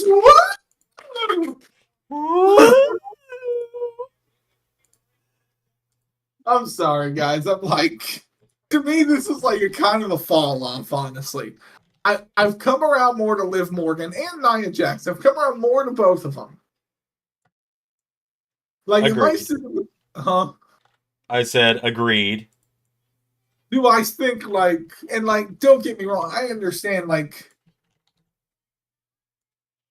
when Rhea Ripley's not there, you're not in a good position. Like,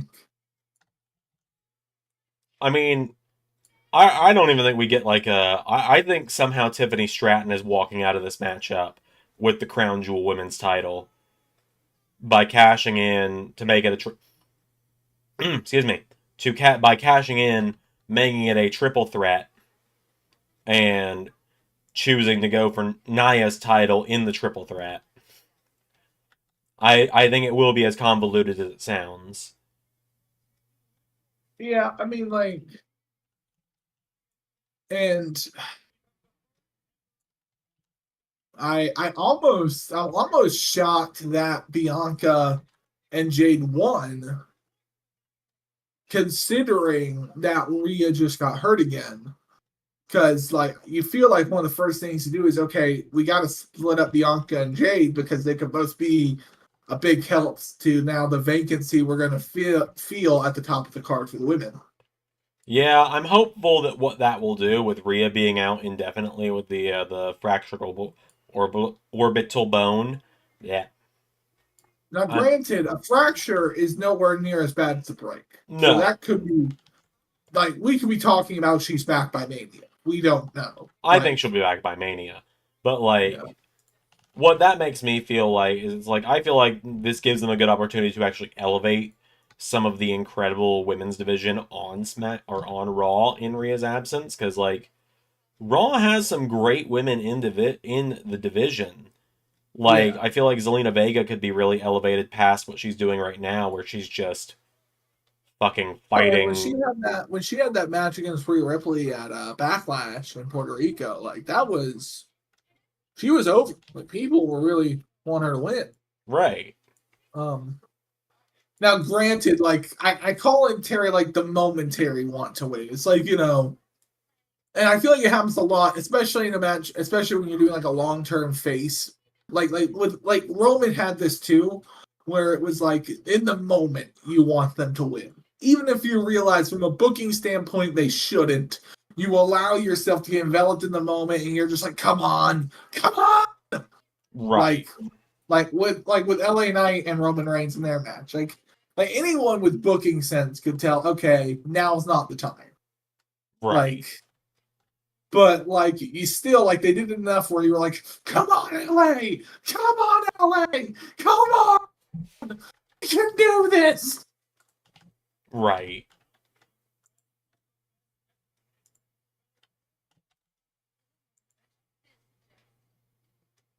I almost like I know. Am I the only person who isn't like a massive fan of Oblivion? No, I'm with you. It's kind of a weak finisher. A lot of people say it looks good. I'm like, I think her crucifix slam looks a lot cooler. Yeah,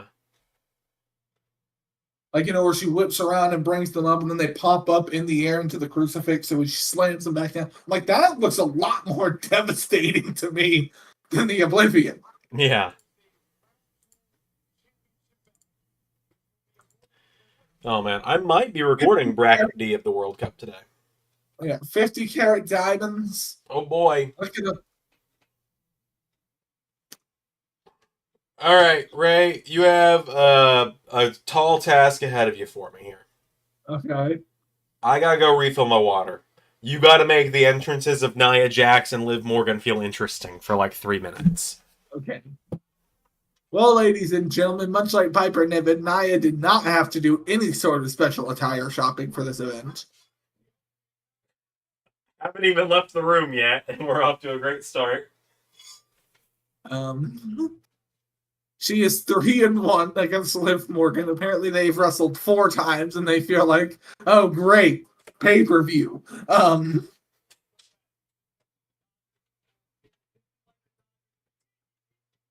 4 times already, probably on a random SmackDown. Yeah.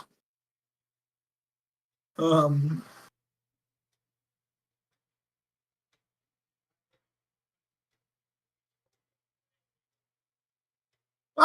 No. I forget the ring announcer's name, but like that hair, come on. Like, what is that hair?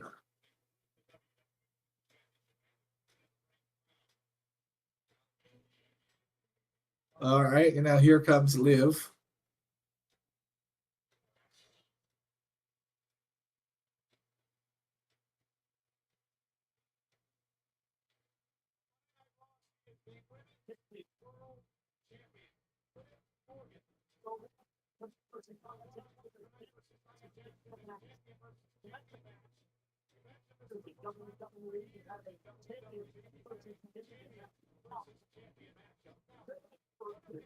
Drew McIntyre, champion of justice, is fun so far. Did not see the Claymores to Rock coming.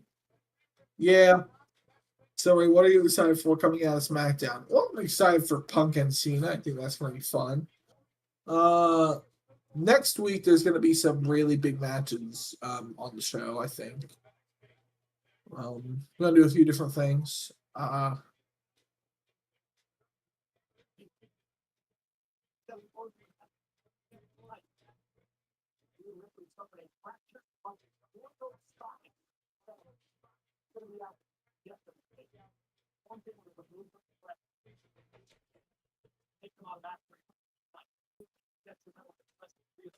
Are we all still interested? Are we good?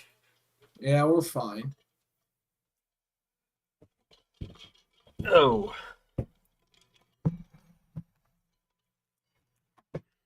I read the messages from Pierre. Yeah, let me see. Who could use something better? What's going on? Oh, probably the Oblivion. Yeah. Drew McIntyre, the champion of justice, is fun so far. Did not see the Claymore to Rock coming. Drew and Rock gets me excited for the build. Oh yeah, and I said, Mike Rome, what is that hair?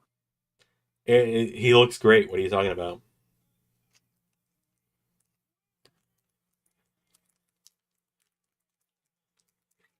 He does not look like he should be announcing for wrestling.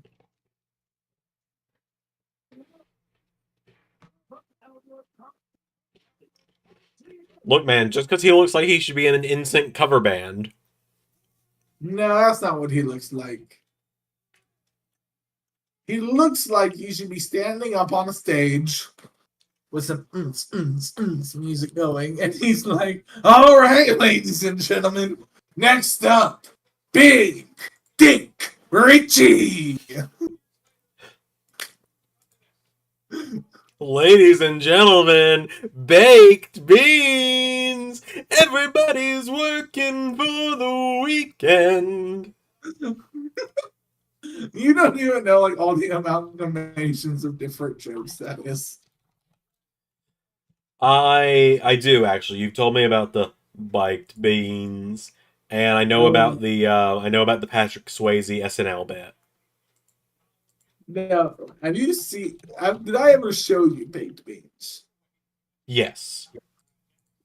It is some of my favorite lines ever. But like, "Hey baby, this is baked beans.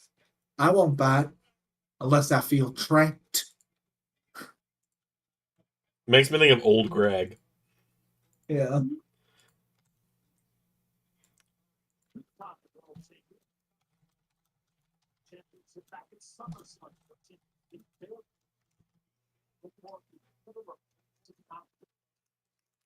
Baked beans.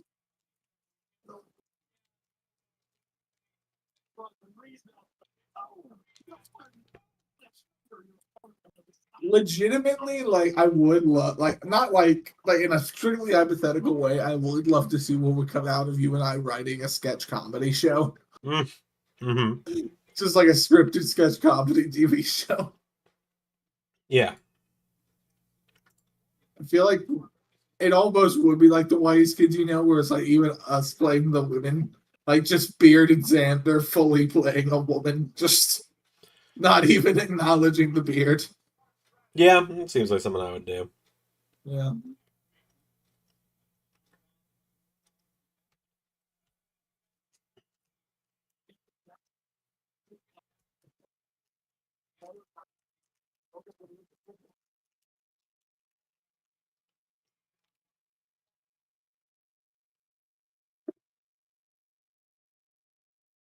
Like I was watching the White Kids You Know movie they did, the Mhm. Civil War on drugs.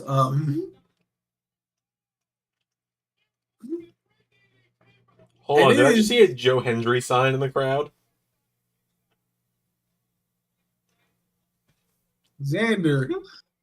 They love him in Paris. They do love him in London and Paris and Paris and Tokyo, Tokyo. America, Scotland, Canada, and Mexico, and also apparently in Saudi. Yeah, they love him everywhere, Xander. He's the global sensation. The global hero, Joe Hendry.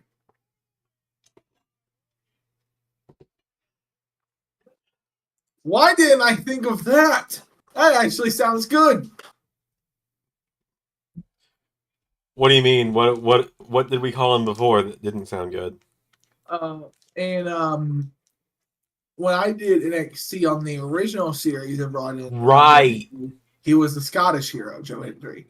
Um, I'm just another thing. Like, why didn't we call him the global hero, Joe Hendry? I'm annoyed that we didn't. Yeah, Joe Hendry, global hero. Like,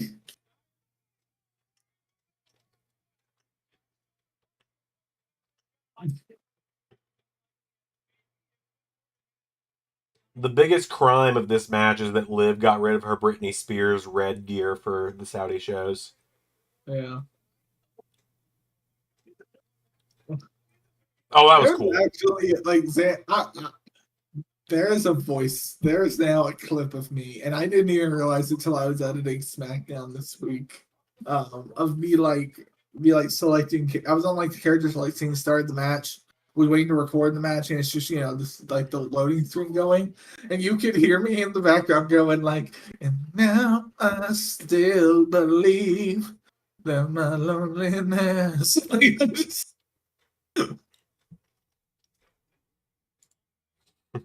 Mm.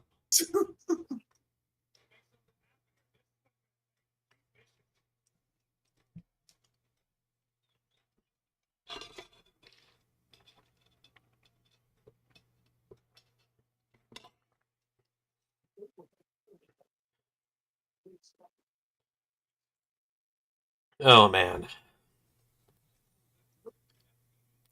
Yeah, yesterday I was worried you were gonna have like a me level flub moment on SmackDown when you were doing the 6-man tag match. I heard you go, God! At one point I was like, oh no, he forgot to cut out him raging at the game for like we're gonna hear like a Ray cursing rant in a minute. yeah, because like there was like, and you could go back and watch it. Like, wait, Oh, here we go. wait a minute.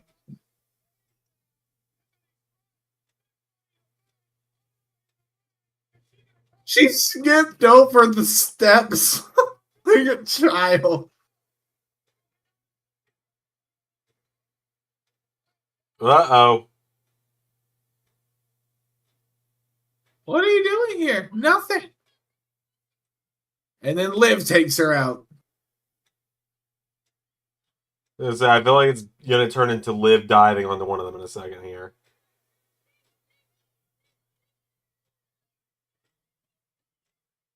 I think she's still cashing in here. Oh no, I think she is too. I think she's using the moment. Yeah, I think she's waiting for one of them to get Oh!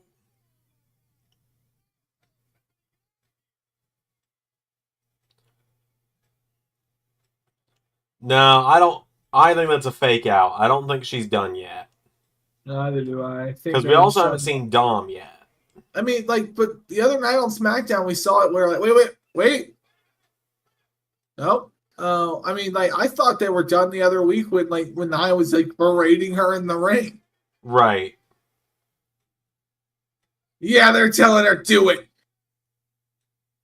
do it, do it. Do it.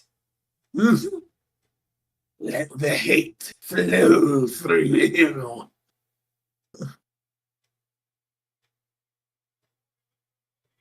All I hope is that she doesn't lose her cash in. Because, like, when she won the briefcase to begin with, they were putting over so hard that every woman has always won their cash in.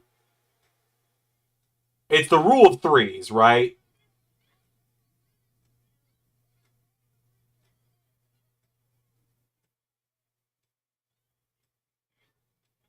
Like, it's the rule of threes.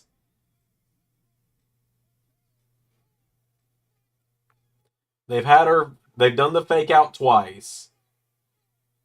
Nah, Naya's gonna lose, and then Oh, and there's Dom.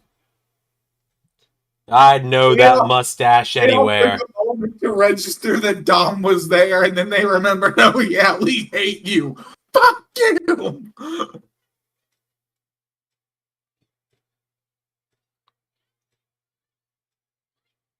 Oh, jeez.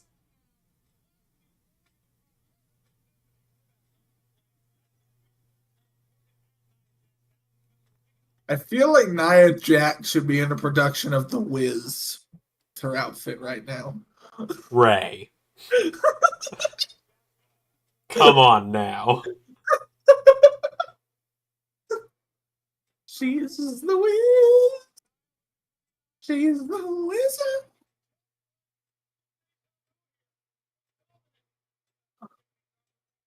You gotta love how the refs keep telling Dominic to get down. I would love it if one of them was like, Dominic, I'm gonna let me because I know you do this shit, Dom. I know you, Dom.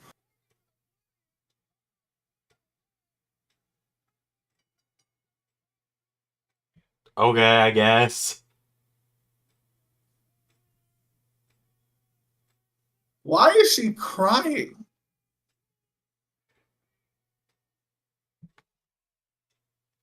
Like, this meant a lot to you? Hey guys, I made a belt. Made a new belt for you guys to fight over once a year in this country that no one really likes going to. Not because of the people, the government for sure. But you know, now we are gonna cry. Are they gonna write Tiffany not being able to cash in off on her getting hit by one move, by her getting the least of the brunt of Nia running into a group of people? Well, they're just doing the replays right now, Xander, so we gotta wait and see.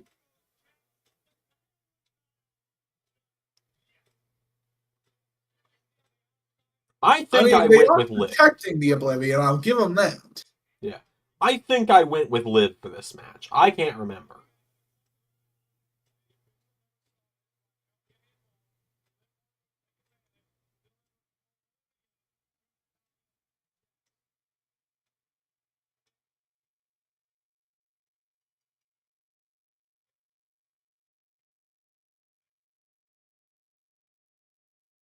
Yes, show the little girl crying. Yeah, no, at this point, Nia's not even in the ring anymore, so no cash in tonight.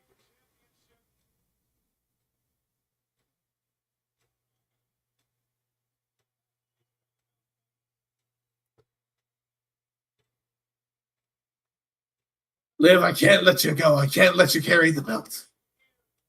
The government wants it back immediately. He takes it a little bit more like.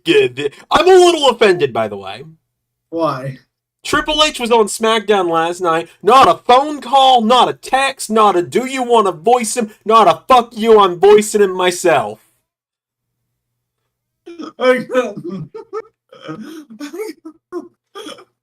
What I the fuck, called for man? help twice and not a fuck you. What do you need or nothing?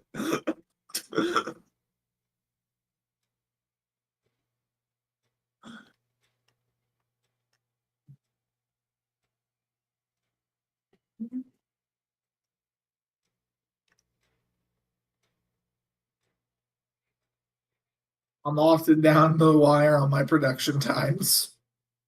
And you're often at work when I'm working. So when I'm doing these videos. So Yes, that's fair, comma, however.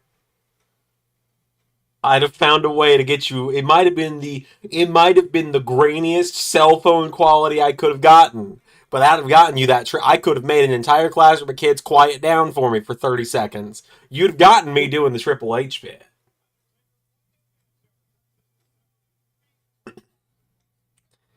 That's that like being when Paul said, Heyman what did you inevitably think? returns. It'd be like I if thought I did a good job. you did, you did, but it's kind of like me. It's kind of like when I try and do Heyman, right? Oh, I do think Ladies I and nailed gentlemen, my what? impersonation of Shawn Michaels. Oh, your impersonation of Sean is perfect. Like, ladies and gentlemen, I can do a Paul Heyman, but it is not the Ray Paul Heyman. I think the difference is my voice sits at like a higher natural register than yours. That's the issue. I can't go high anymore. Yeah. I can still kind of go high. I can also add a squeak to my voice that he often has, where Yeah, it's and I like, can't do that. ladies and gentlemen, my name. Like, Yeah. Yeah, I've got Kevin Owens for this one as well. I don't see much of a point in him losing this. you gotta love like all this dramatic moment going on, and you just have saucy nug the song intent behind it. I mean, hey man, everyone loves saucy nugs. You go to Wendy's, you're getting the bacon. That's to me the order at Wendy's. Not a big Wendy's guy personally. Not a big Wendy's person. Or the spicy chicken sandwich. That's also acceptable. I've been trying to eat out less lately, but my kitchen is empty right now, so I'm figuring it out.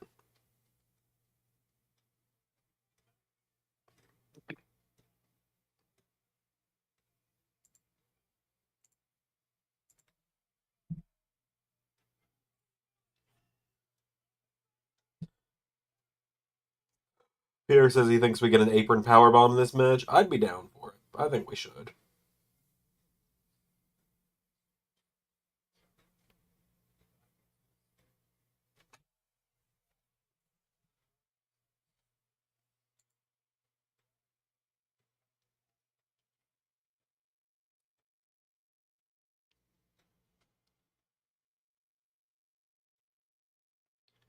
But yeah, so for those that are Patreon backers or thinking about it, the first episode of Uncut and Uncensored is out now.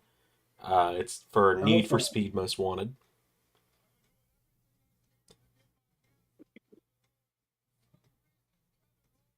And I like Uncut and Uncensored because I quite literally don't have to edit.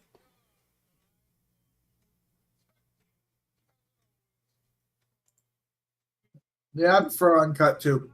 You get more sensation that way. Ray?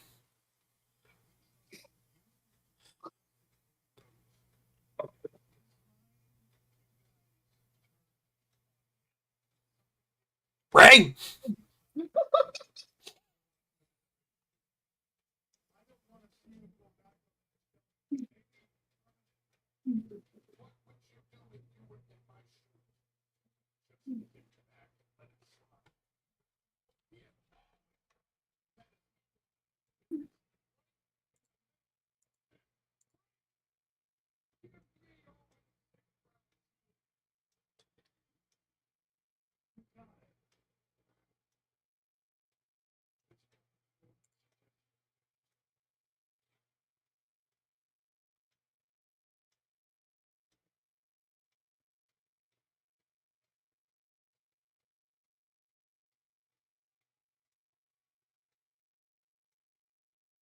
The impersonation of Sean was difficult though. I imagine. I mean, it sounded like murder on your throat. Oh yeah, it is. I basically have to get like I hate saying it's gonna sound so gross. I have to get a good loogie goat, and then Yeah.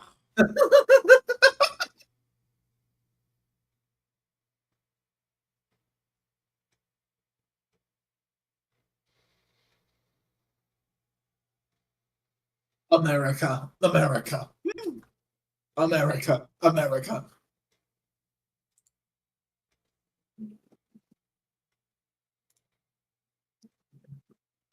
Oh, Yeah, you weren't here yet for that earlier. what? The shirt. Yeah.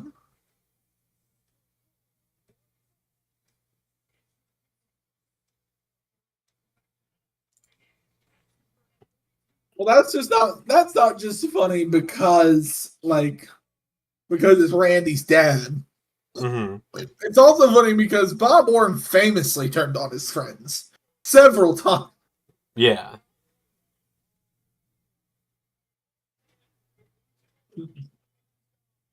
The funny thing is, if you look back, at certain he never really got the credit he deserved. But Cowboy Bob Orton was super over at a certain point in the '80s Yeah.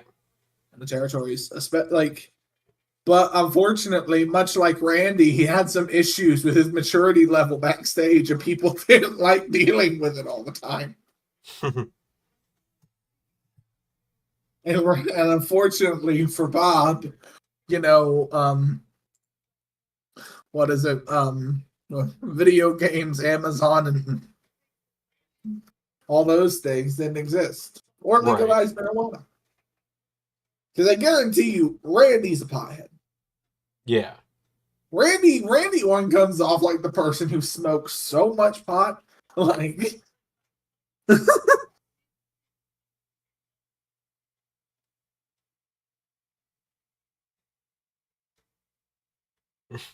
Randy. Randy. Randy.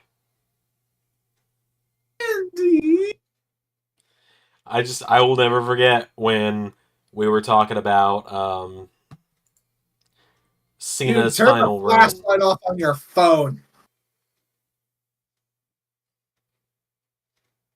What was that? I was saying, I never forget when we were planning Cena's uh, world title run in season 4. I was like, Mm, if this is Cena's final run, because we thought he was done. We thought he was kind of on being done that year. I was like, yeah. what we've got to do, and you just responded with Randy.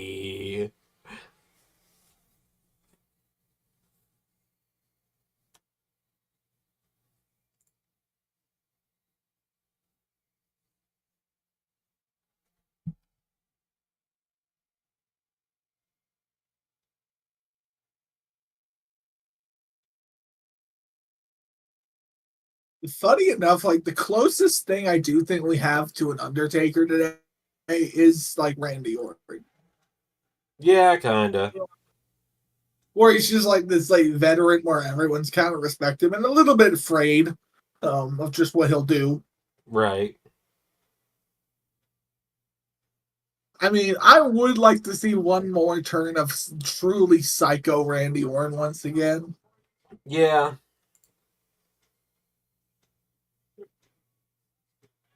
But I remember in 20 2011, 2012, where they really put a lot of pressure on him to be one of the top guys. Right. And he had that sexy beard. Mm, I wish he'd grow out the beard again. yeah.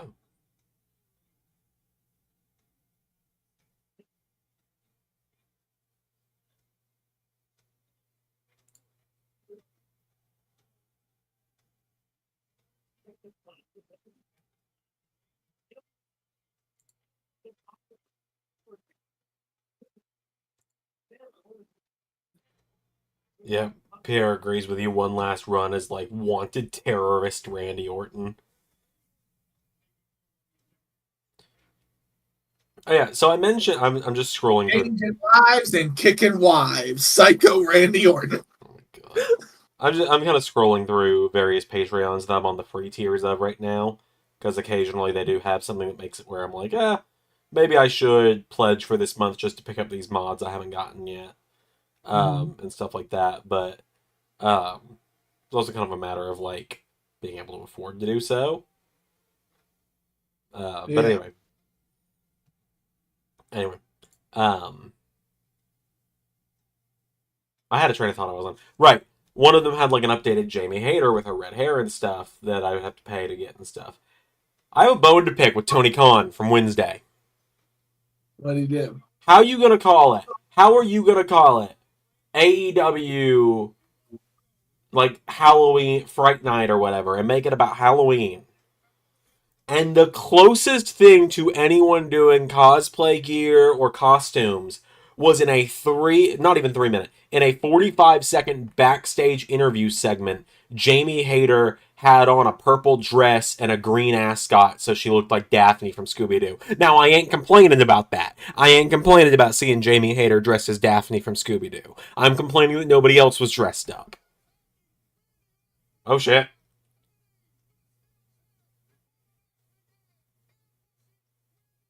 This is the Kevin Owens I wanted.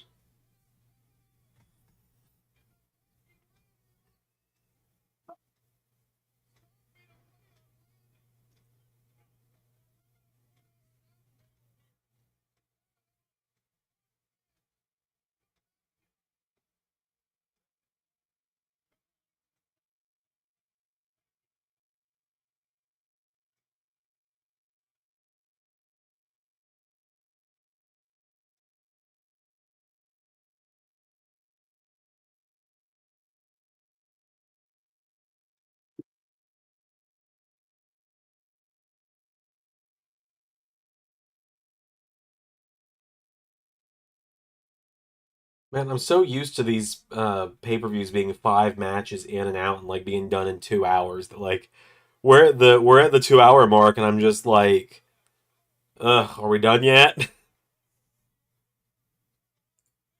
And that's not saying it's been a bad show or anything. It hasn't. I mean, it hasn't been the best show though. It's been this kind of. Right, like it's not been the best show by any means, but I mean, like the Bloodline match that was good. Um, oh yeah. It's just and Seth versus Bronson was okay. I mean, I didn't, the finish. I like that they kept Bronson strong. If they have something for Rollins, like fine. The women's tag match, while featuring some good talent, it did have some botch. It did have 2 or 3 botches in there, like noticeable botches too. Like right. guys, Alright, when was my last website update? Kevin, Oh my no, god! Kevin, no, This match just Kevin, isn't even gonna happen, is it? Kevin, Kevin, no, Kevin! stop it, stop it, Kevin, get Jamie out here.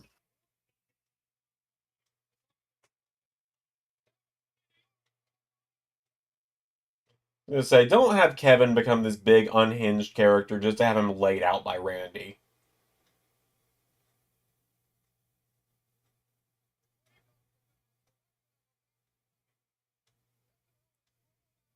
Oh, don't have Owens running away like a bitch.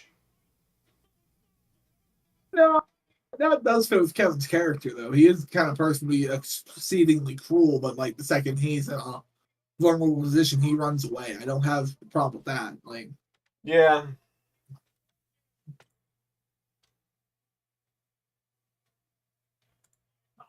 Tuesday is the last time I updated the website, so it was probably the last NXT episode. and don't get me wrong, they've had some great stuff. They've had some great moments.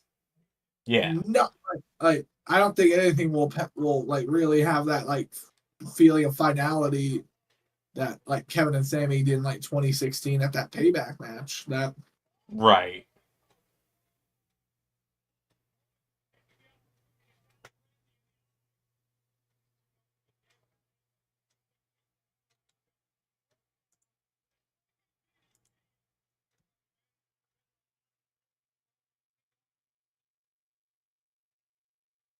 Yep, Adam and Nick are in the house.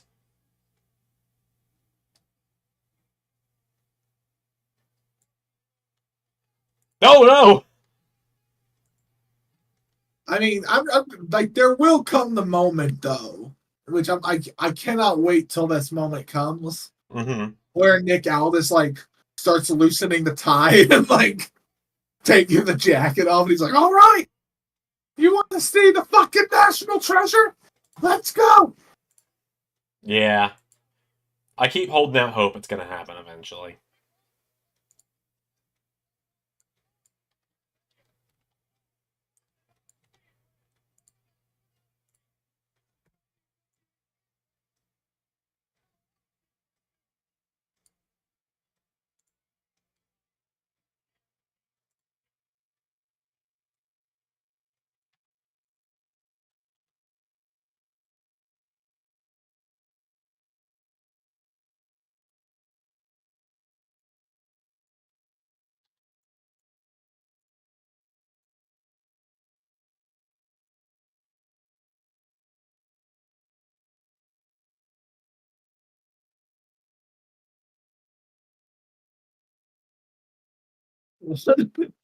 Oh, jeez.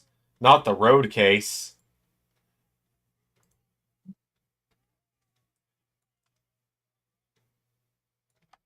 Guys, these things are a lot of money.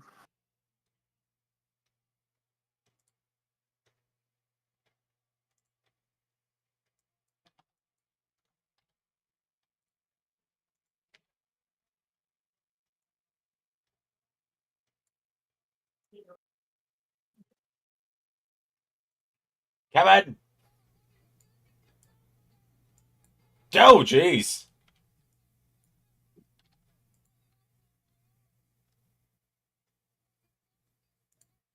Jesus.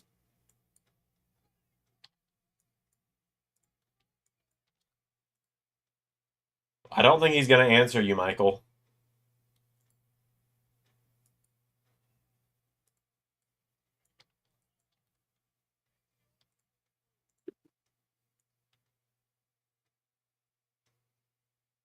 You're right. Okay.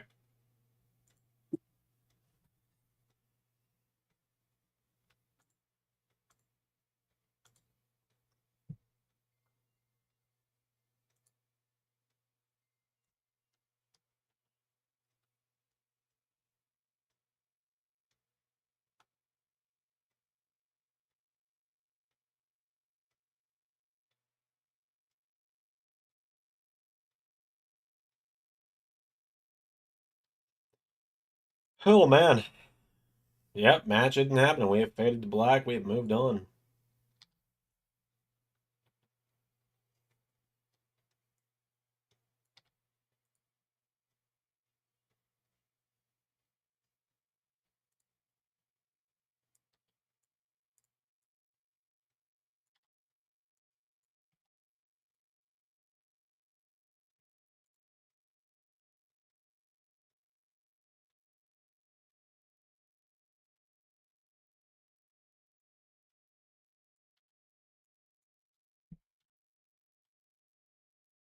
Oh, man.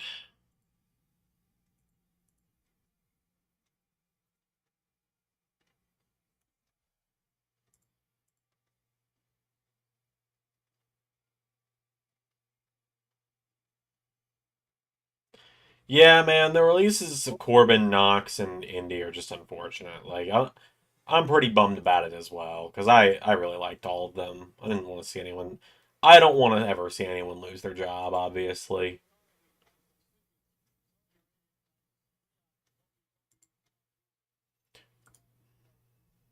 Someone was here. I'm sorry. You're good. But yeah, like you're saying, Pierre, I was talking to in the disciplinary committee the other night about how I had this big, like, year-long story planned for Corbin, Mhm. and then he got released 24 hours after I told the creative team about it. Like, this Yeah. losing streak Corbin is on was supposed to last the whole season.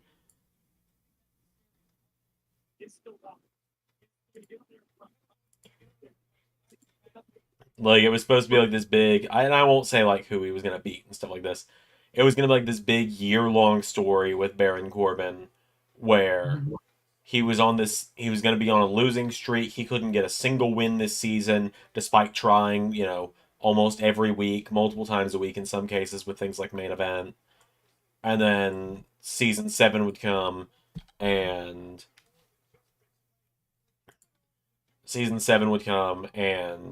whoever had the Intercontinental title would kind of laugh at the idea of Corbin challenging them, and then that would light a fire in Corbin, and Corbin would go on this big run in season 7, ultimately getting cheated the first time and then winning the IC title later in season 7. And it's like, well, I'm allowing myself to talk about it now. It's like, well, that's not going to happen because he's not going to show back up in WWE in time for me to do that. Well, also, it, like from how it looked like yesterday, it looked like Corbin might just be retiring. Could be. He's got plenty of other ventures he could go into.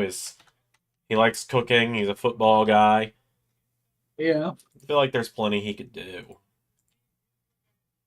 I'll I'm support him no matter. surprised him and Pat McAfee never did anything considering they're like actual friends. Yeah,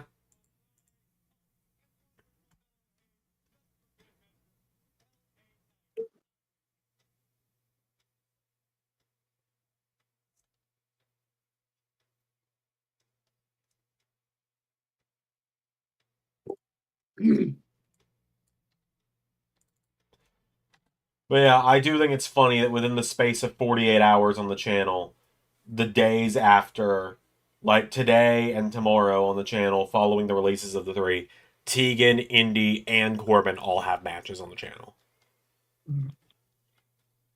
It's like, that's probably going to be the worst timing for everything on that one.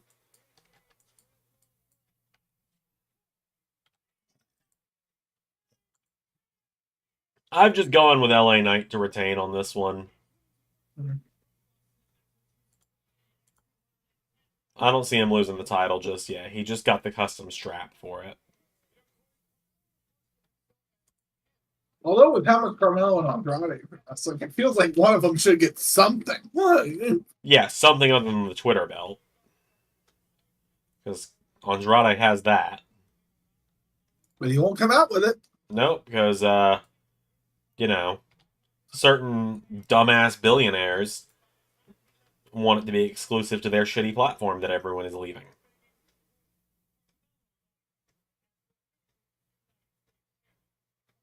Tell me you don't know how wrestling works without telling me you don't know how wrestling works. I don't think it's that stupid ass billionaire particularly. I think it is just the team that run X, but you know what I mean. No, I know doubt, but still, like they bought a wrestling program without knowing how wrestling works. Like, it's yeah, he's going to appear on other shows with the belt that's primarily on your show. That's why people will. That's what drives people to come watch your show. Like, Yeah. like if Andrade came out with the speed title and he had all these great matches, people are like, okay, where can I see more of this? Oh, you can see him defend the championship he comes out with on X. Or like, Look, no one knows how to lose money and bankrupt a company faster than the owner of X. So, yeah, I'm not sure I agree with that.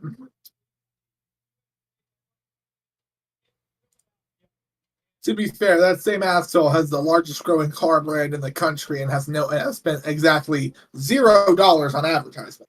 So you say that, he also tanked the stock by like double-digit percentage at the investors meeting the other day. I don't pay attention to that. I only know about it because I saw it on the news. Read about it You on mean the... on X? No, read about it on the Associated Press. That is my news outlet of choice. I sometimes listen to NPR.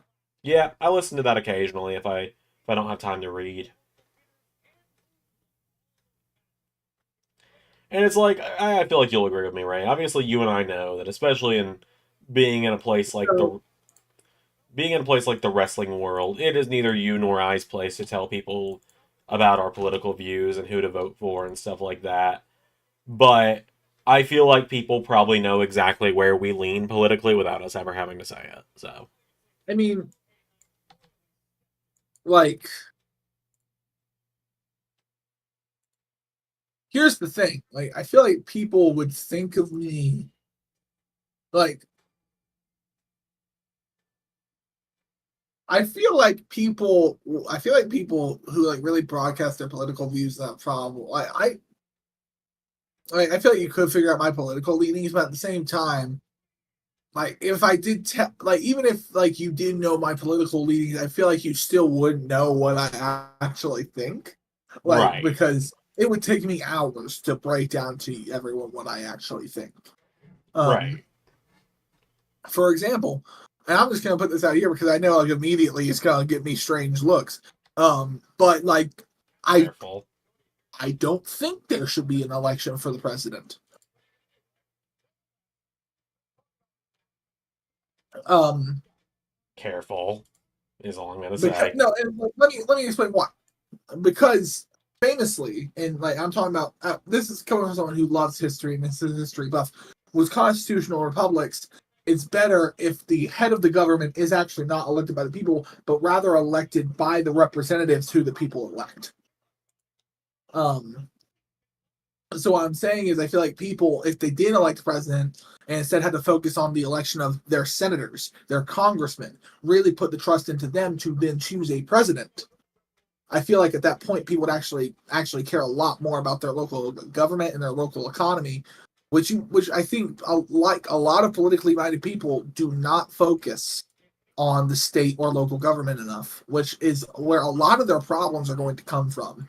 Hmm. And they will complain to the federal and executive branches of the government, thinking they can fix it. Where it's like, no, you need to focus on your mayor, your councilman, your congressman, your senators. These are the people who will really make decisions that affect your personal life. And I feel like people just really focus on the president instead of focusing on these aspects. So like maybe like, and so I'm saying like I think a good way to do that would be to have the House of Representatives, to have the people you elect be the people who decide the president, because you are now being forced to look deeper into the government and how you're electing people. All right then. You disagree? I I don't have the energy to get into it today. It's also neither the time nor place because, like, all right, you can't see, but I'm looking down at the border that says wrestling. Uh,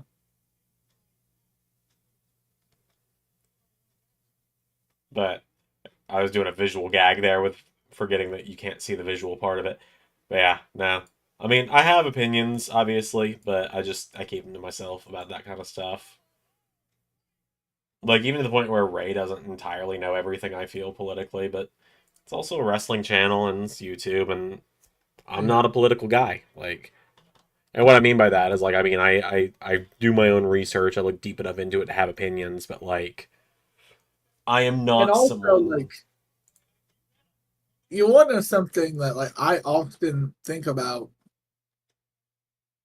as someone who is a fan of like history and stuff, Mhm. like it's impossible to say how things are going to land historically speaking, right? Yeah.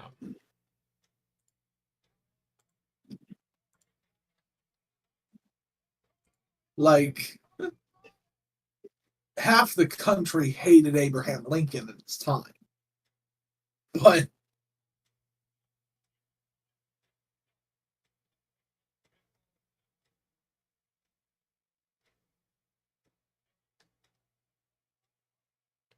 God, Andrade and Carmelo are great when they're in the ring together. yeah, I would like to see one of them get the title here because I really like LA Knight, but I know you don't watch week to week like I do. I know you more or less. You're kind of like how you're kind of like how I used to be. You kind of catch the highlights and read the results and hear reviews more than anything. yeah. LA's U.S. title run has just not been it.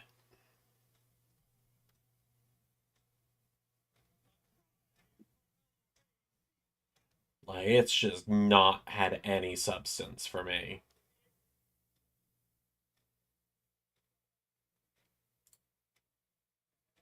Zach asks what your favorite thing in history to study is. Favorite thing in history to study. Hmm. God. Huh.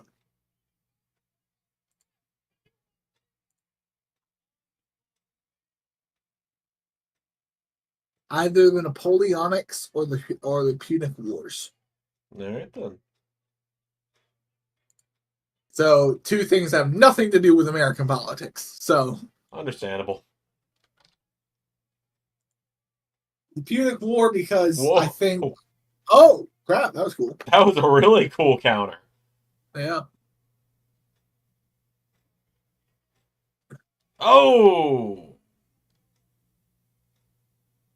Oh, that was cool too.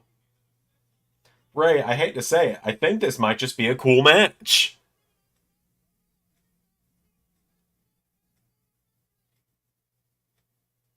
Hot take. It might just be a cool You match. gotta love how Andrade is showing everyone just how shitty Jericho's Judas effect is. Right.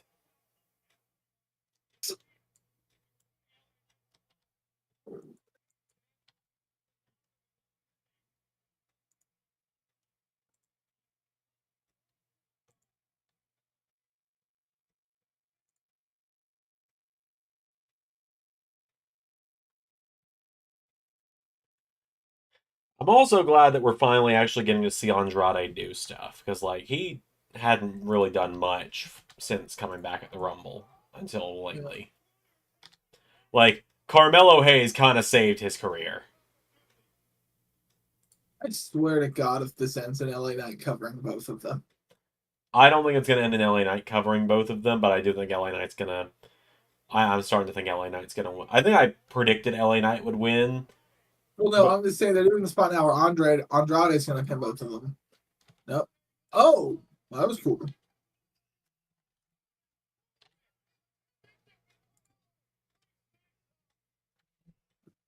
LA, you just lay down and get into the corner. We'll do all the cool stuff around you. yeah, kind of.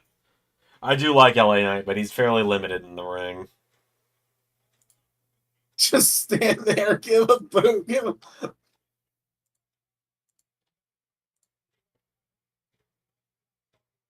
But don't get lost in the sauce. No, never.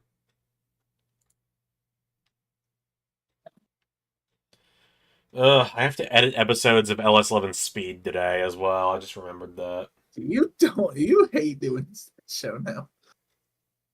You start like loving it, and then with like a few months, you're like, I hate it. Like, Yeah, I mean, that's just kind of a not a euphemism. It's kind of like a metaphor for me with everything in Universe nowadays. Like, I love doing Universe, but my least favorite part about it is making it. If that makes any sense to anyone. Like, I like all the ideas we have. I like getting to write it, but then when it comes time to make it, like, I sometimes have that existential dread of like I'm making an episode of Raw. I'm like, 500 people are going to watch this, and 480 of them are going to click through and see the results and then comment "great episode" 20 seconds after it's been uploaded.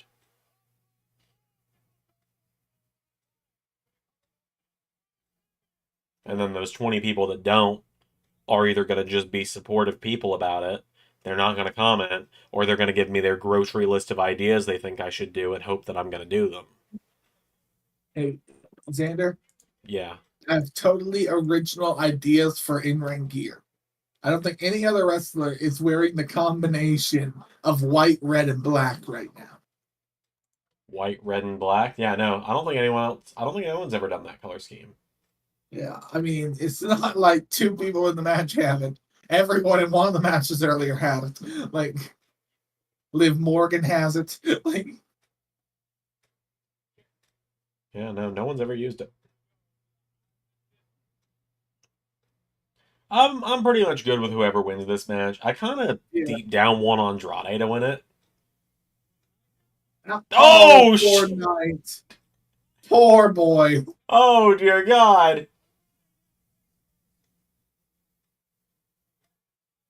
You nutted yourself. Oh, Mello might be in the perfect position to steal it here. Nothing but no.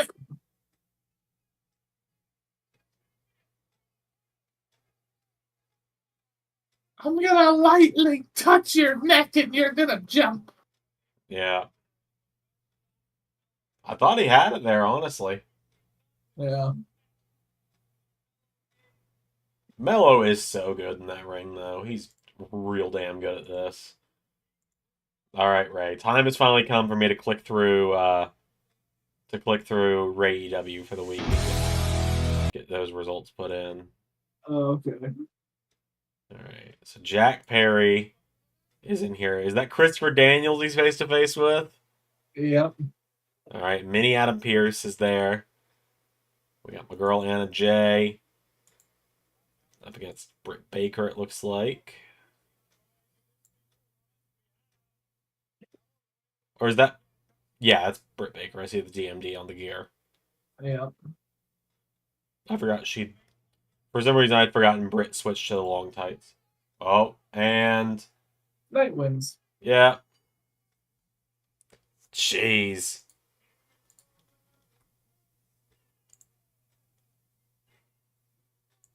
That was good. That was a really fun match.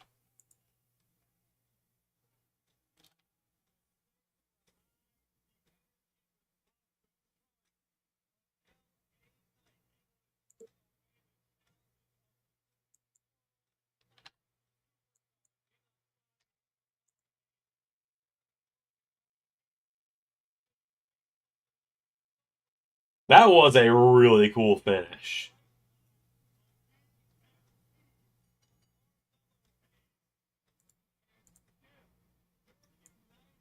All right, and then we had looks like Lance Archer. Yep. Oh, and against everyone's favorite member of the no entrance squad.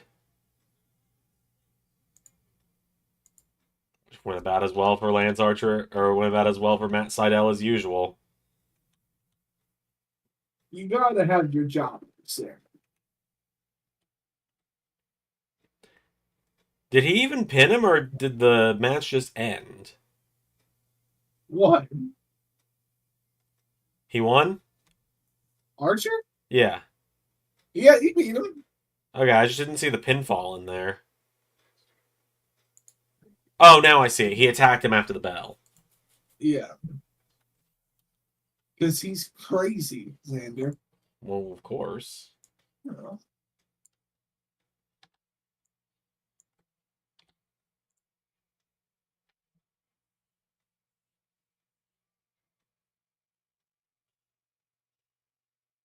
And then Matt Sydal.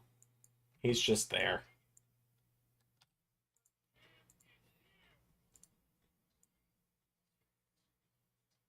That looks like Serena Deeb against Marina Shafir.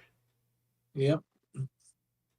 It looks like that was won by Marina.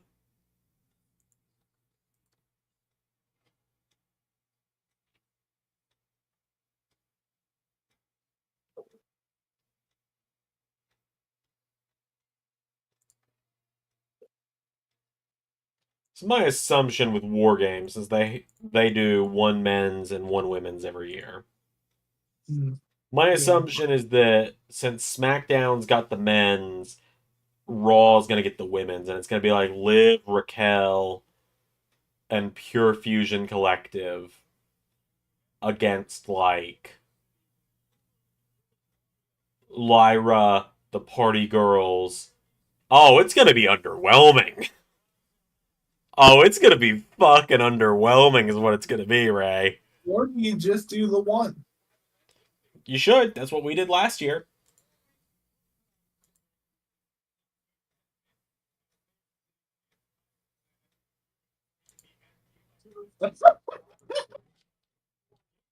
What are we cackling at?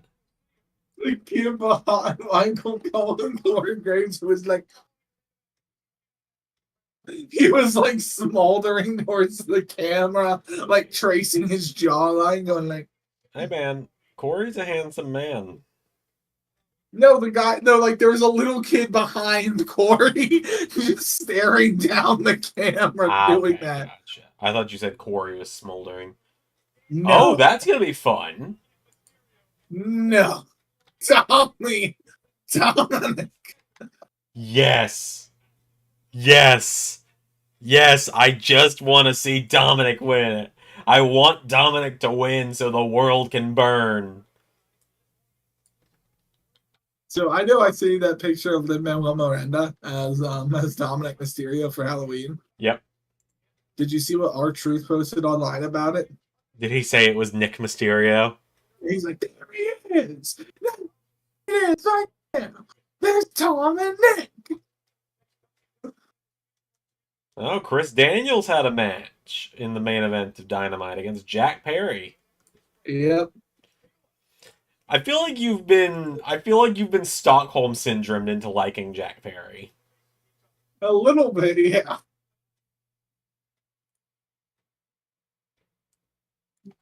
I mean, you know where this is going. And the second I told you the match this is all building to, you're like, right. And I'm like, yeah, you're like, I don't, it's not that I hate the match. It's that, like, I never imagined you would be sitting here telling me you're doing it. Like, Yeah. They always act like the World Heavyweight title Gunther has the same lineage as like the WCW one. But if that was the case, then why are there three different World Heavyweight Championship histories on WWE's website?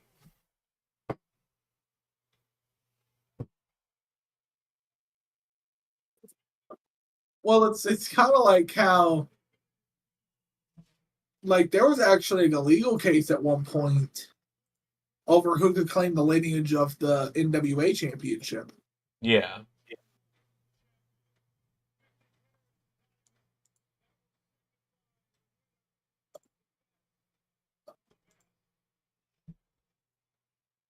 Oh, my back.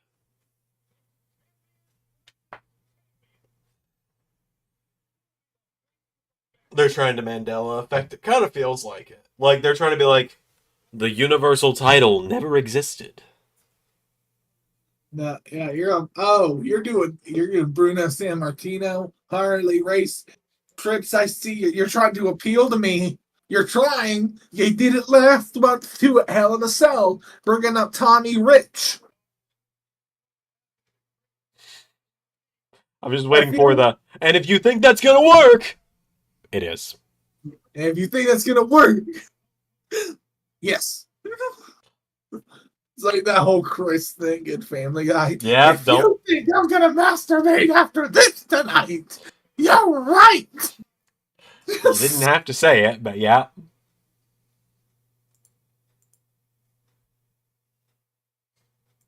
Gunta, Gunta, Gunta, Gunher.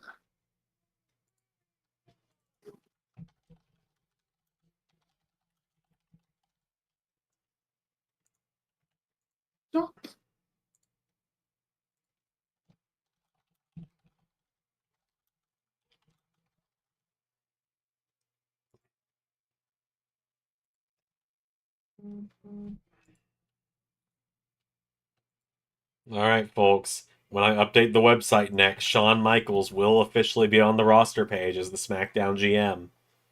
Also, I meant to tell you, you made a mistake in the AEW title page. What did I do?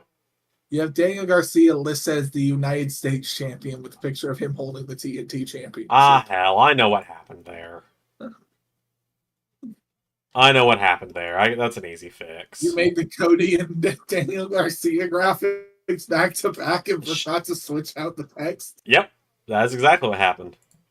It happens more often than you'd think.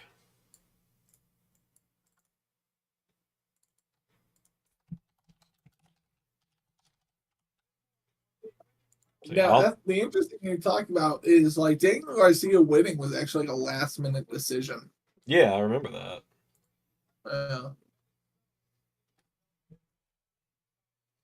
Uh, So Xander, how do you pronounce Gunther? I know how you pronounce Ludwig. Yeah, I pronounce it as Gunther because again, not to brag or anything, but I have a minor in German from college. wouldn't it Uh, be Gunther? I do it as Gunther. Yeah. Wouldn't it be no, but like Gunther because it's Austrian, not German. And from what I understand, a Franco-Prussian dialect, it would be Gunther. Yeah, it should be Gunther. It should be. But I've been trained and conditioned so much from watching these damn shows where they call him Gunther, which is I know not you're an it. expert in German, Xander, but I'm an expert in Napoleonic European warfares, and I know what was going on. I mean, the theme song does it right, where it's like Gunther.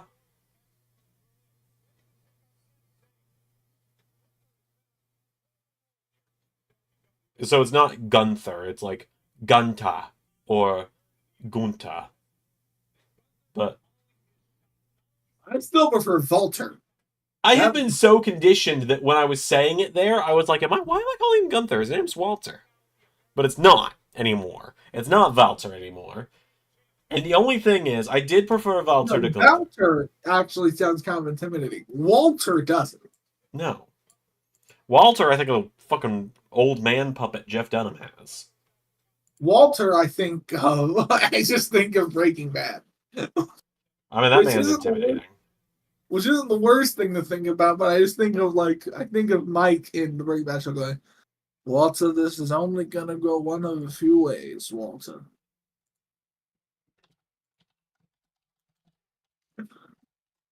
Oh man, it feels nice taking that, getting rid of um But yeah, and I pronounce Ludwig as Ludwig because that is the German way of pronouncing it, and he is I think German. it's German, so yeah, so that works. It also sounds much more pompous than Ludwig, like Pierre said. But yeah, I'm very happy to be making a new Seth Rollins graphic for the website finally. Feels nice to finally get rid of SmackDown GM Seth Rollins. I did enjoy his time as GM though. I liked what you did with him. Yeah. But you know, we're coming up on the halfway point of the season. True story. We are on week 20 starting on Monday. Yeah. So we are a little over a third of the way through the season at this point. We'll hit the halfway point in 6 weeks. So my next pay per view, actually, Super Showdown, will be the halfway point of the season. Nice. Since we're doing a 52-week season this year. But yeah, we're almost halfway through the season. It's time for Seth to get back in that ring.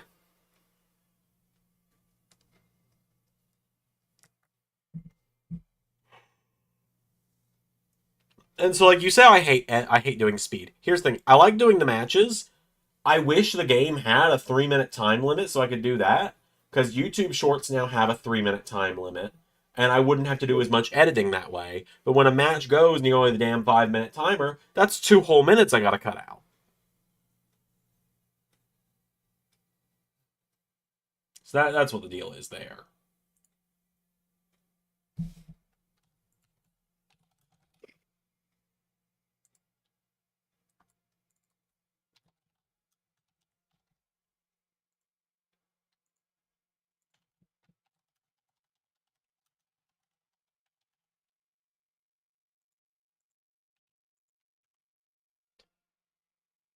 I still think Gunther walks out of this one with the win. Do you think there's gonna be some chicanery? Probably. I don't know. Like, a part of me because there was because there's like five people interfering in the match earlier. I'm like, I would kind of like it just a regular one-on-one main event. Right. I mean, at this point, God, this is what the weirdest part is here. I'm adding The Rock to the roster page now on the website finally. Yeah. Because at this point, I feel like you and I can talk about it. Like, I mean, obviously, people kind of know where it's going with SummerSlam. Yeah. But, like, I feel like at this point, people kind of know, now that the reveal has happened that he was the reason Jay didn't hold the U.S. title long. I feel like people kind of know he isn't just back for SummerSlam. Like, they're going to be seeing the final boss a lot more this season. Oh yeah. So now it's kind of like, not so much, but the final boss will be like a big character through, like you said, throughout the season.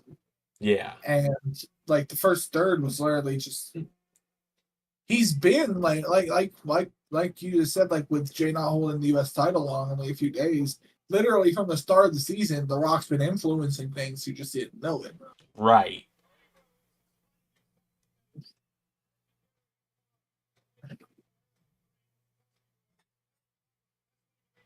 I'm actually like, here's the thing. I was gonna have something else like kind of weird happen, where essentially Ilya would catch Jay, and then at the pay per view there'd be something else that happened. That would kind of be the start of it.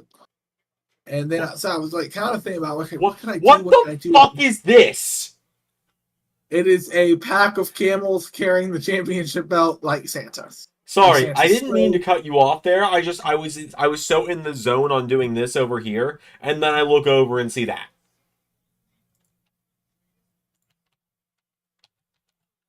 But I do actually think like one of my best ideas was the ending of the Jay and Ilya match, because like when the Oh refs yeah. refused to count the three, it was like, what?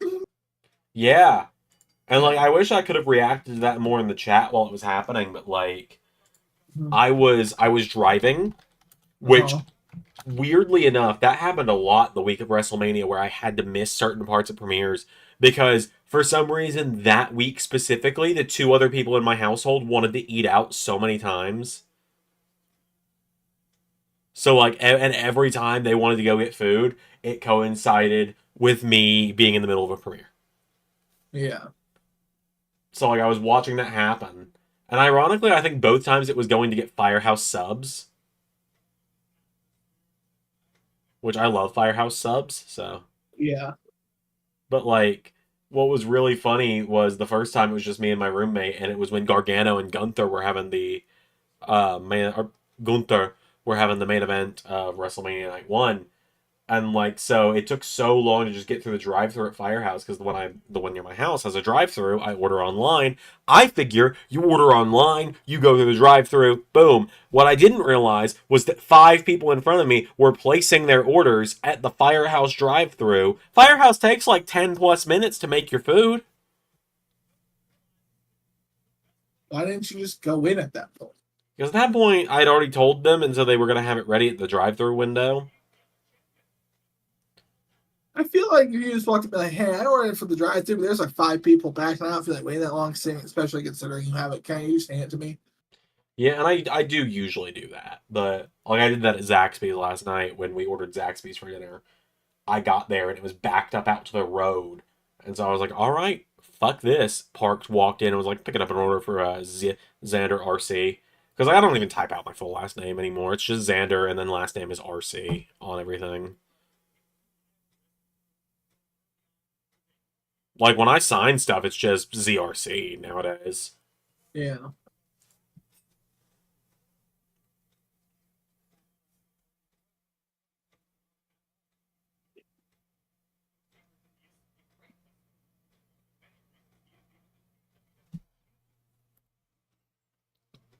Oh man.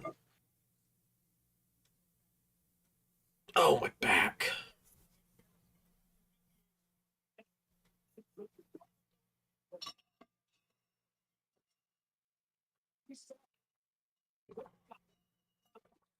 It is 4 o'clock already.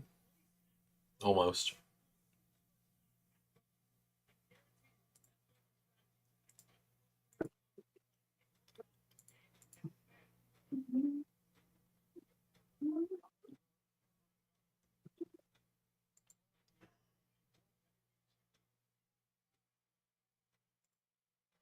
Okay, good news is Daniel Garcia is actually the last person on the championship renders the Photoshop file I have.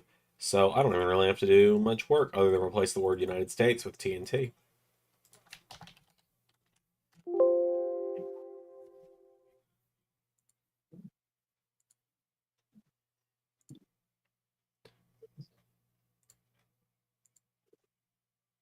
I do find it funny that Gunther's kind of wearing more of his original ring gear.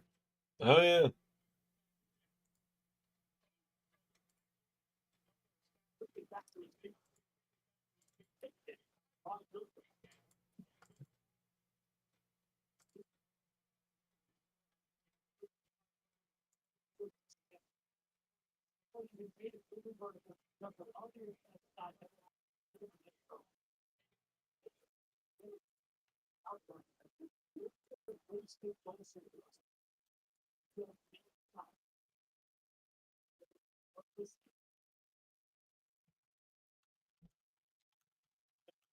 Pierre says Chris Jericho's just dead, isn't he?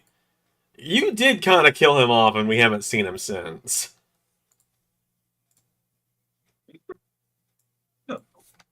Well, like, here's the thing: the Okay. accusations came out, and nothing really has happened since. So I've thought a few times, maybe it's time to bring him back. Maybe it's time to like kind of move on. Maybe it's time. But I feel like whenever I bring him back, that's gonna be the week more comes out about it. And so I mean, Ray, at this point, it's been a year, I think. Xander, but with our luck on this channel, and also like, go be honest, I don't have many ideas for him. I mean, I don't mean to like pitch an idea for something on a live stream, Uh-huh. I thought about making him the devil at a certain point. That's true. I remember that. But Yeah. I don't mean to like pitch something on a live stream, but sometimes that's where some of the best ideas come out. Uh-huh. Matt Cardona is kind of locked into NXT right now. There is an opening for an obnoxious former WWE guy on the LS11 Indies. Possibly. Don't know.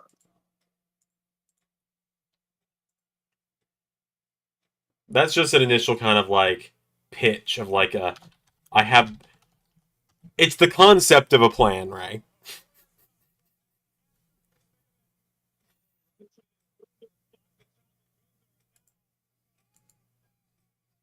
That's the only time I'll make that joke today.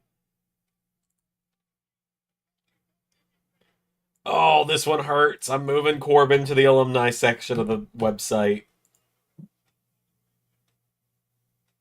Get over there. He's still got one last match that's going to air this week, but oh, Wait, this any news on why they hurts. let him go? What?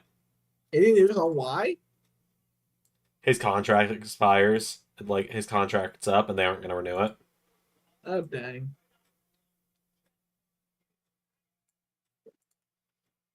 Well,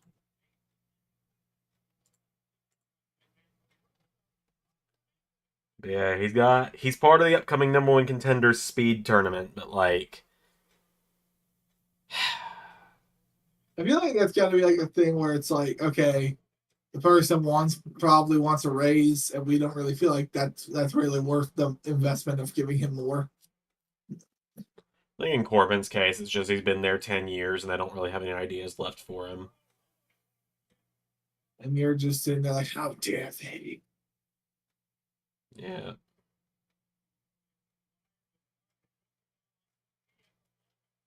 Right, Jim Carrey. What if this is a cruel prank? What if the crash? Whoa, how dare they? Pierre says, or just make Jericho commissioner again, or a reanimated zombie.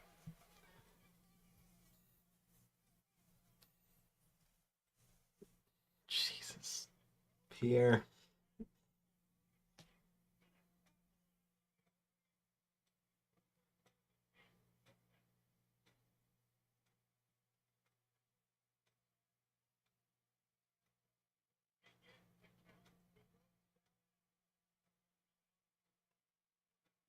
Baron Corbin's lone wolf slash indie killer was so good. Imagine him doing the indie killer stuff on the indies, man. He just goes and beats up all your favorites. I mean, what's funny is I already kind of, even if Corbin doesn't like stick around wrestling, I have ideas for him in LS11 Universe, so he will stick around until I looked up his real name last night too. Like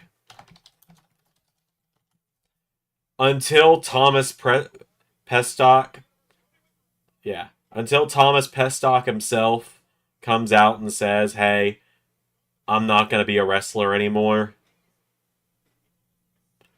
I got ideas. He's only 40. He's still got at least a good 10 years left in him. He's a safe worker.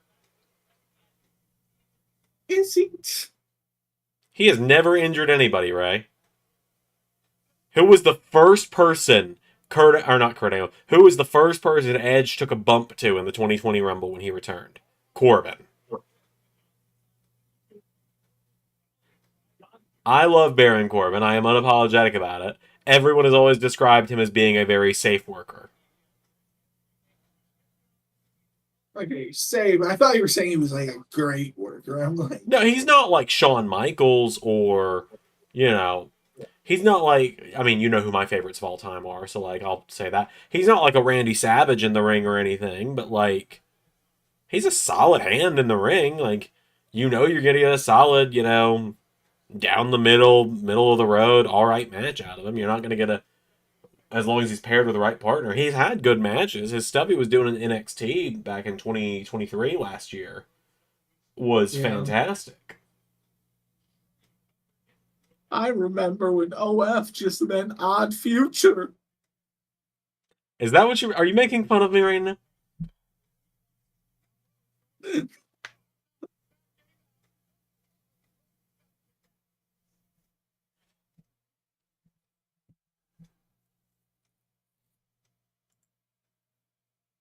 3-star Corbin. Yep, Pierre gets it.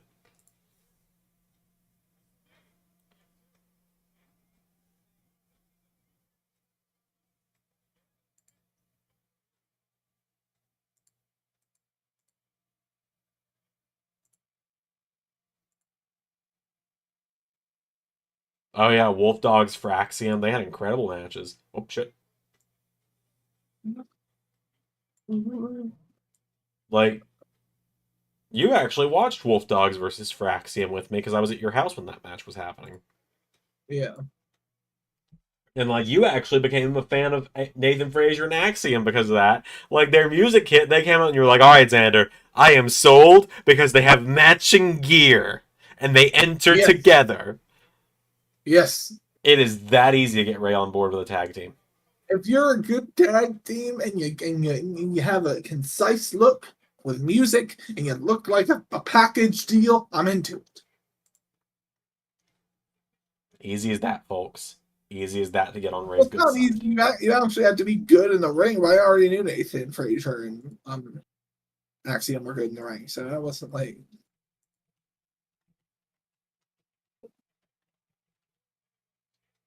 God, I have not touched the WWE speed file on my computer since I have not touched it since I was sitting in the floor at your house editing the entire rest of the tournament.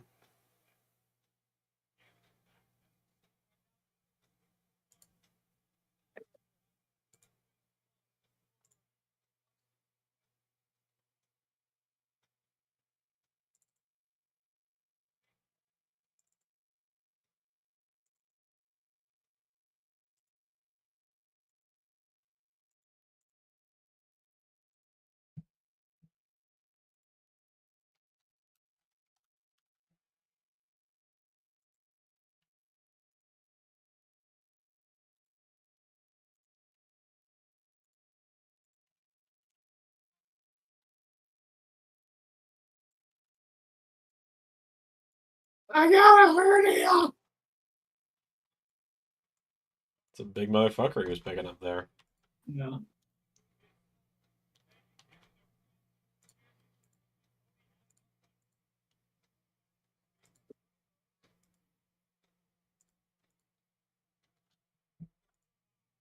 Rumors were before this match, Cody was seen lifting heavy things in a barn, running up a snowy mountain. Um,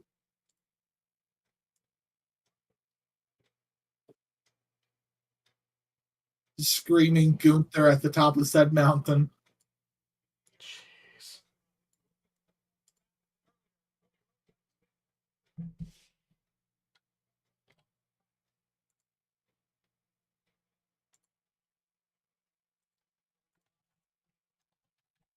You gotta love the guy just standing by the belt, not actually watching the match. Right.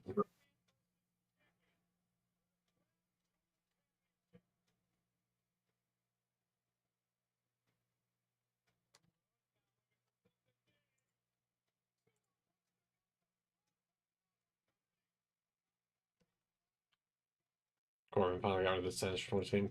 Oh yeah, Constable Corbin, says Pierre. Yeah, look, man, there was a period of time where the old bastard just thought, He like he I'm convinced the old bastard had like a thesaurus under his desk and he was just like looking for a new word every few days. Like, yeah, to then stick onto Corbin. Bear cat. Um what are some of the other great gimmicks that blessed us in the late teens that just made wrestling look like a freak show and just made us think that, oh, we never come back. Oh God, what other terrible nicknames were there? Like, I remember at one point, Xander, like you and I were sitting here like, Like the wrestling business is never really gonna come back. I don't think it's good. I don't think it would have if Vince was still there. No, it wouldn't have. Like Cody still may be champion right now, but I don't think anything else would be as hot. Right. Omos as the big ninja. That was another one. Um, let's see. Well, what And else? also the least apt description. Like you describe Omos as several things. Nimble wasn't one of them. So Yeah. oh, that's a good one. Bum-ass Corbin was unironically hilarious. And then Happy Corbin afterward. Happy Corbin was funny for about a week. And I feel then, like you could actually make like a funny movie about Baron Corbin's career if it did strictly like it talked about none of his personal life, only the storylines, and like literally dramatized that to like the point they were real. right.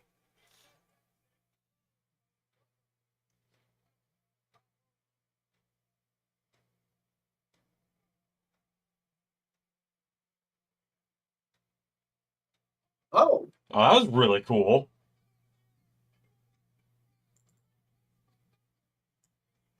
Alright, everyone just ignore if they hear my voice there. We're good.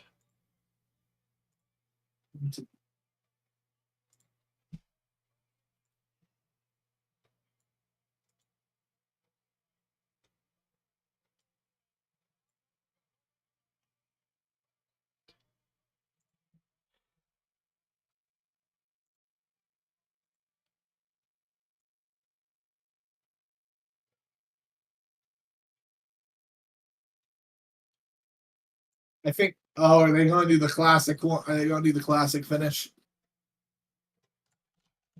Of Cody I think passing they're out? no. I think they could do the Finn Joe finish from Takeover a few years ago, where Cody like gets up in the chokehold, goes to the corner, kicks up out of it, uses that to roll up Gunther. That's possible.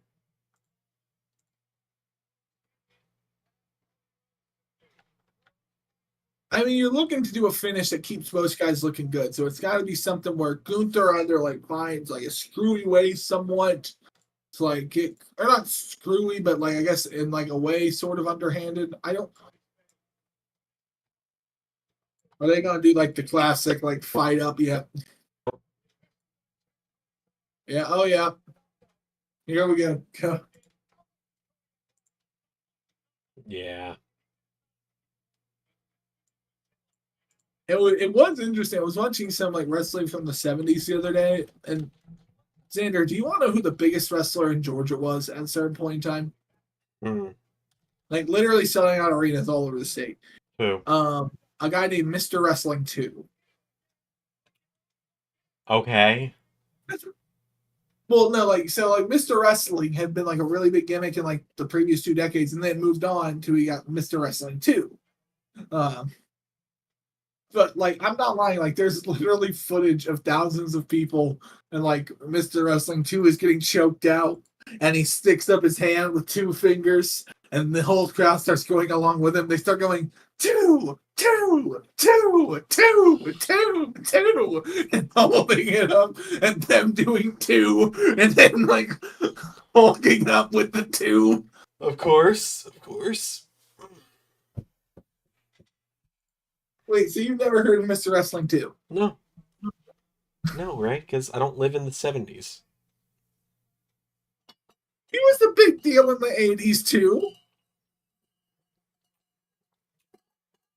He famously looked 40 in his 20s. That's why he wore a mask. But and he wrestled into his 50s, and when he took off the mask, he looked 75. So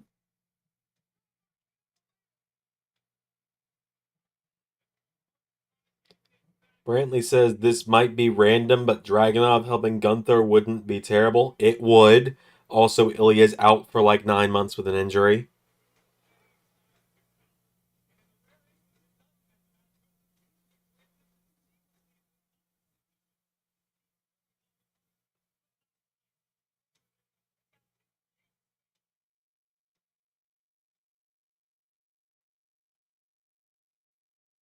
Xander, this wait. This man's 34 here. All right then. Uh I said, well, all right then.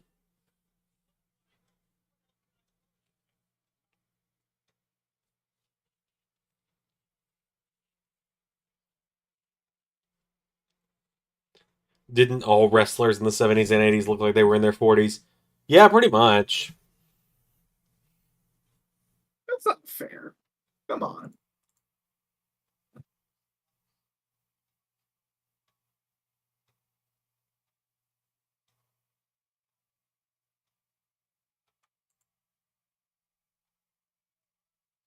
I feel like everyone though in the 70s and the 80s looked older. Yeah, kinda.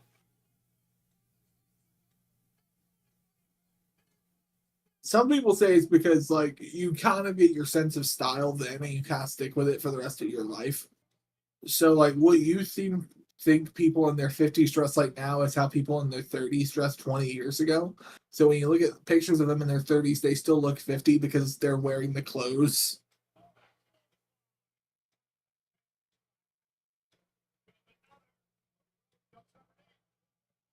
Okay, Gino Hernandez though, he was a young looking guy. Von Yeah. Erichs, they looked young.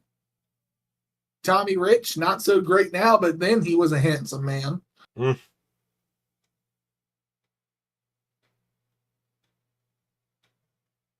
I had a top like so. Well, I like so. Believe it or not, my mom she watched wrestling when she was a little kid. Mm-hmm. Um, and she watched like the local stuff. So she had a signed poster of Wildfire Tommy Rich in her room.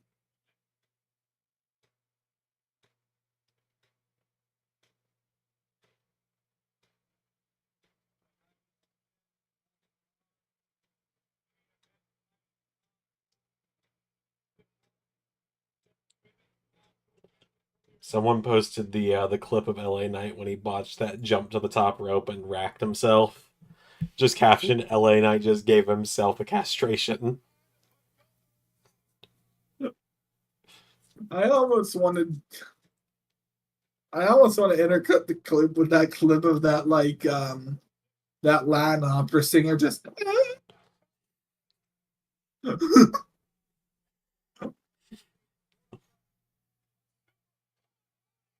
Wait, There it is. I called it. You did.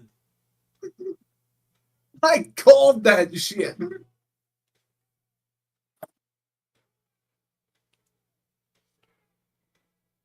That's a cool finish. I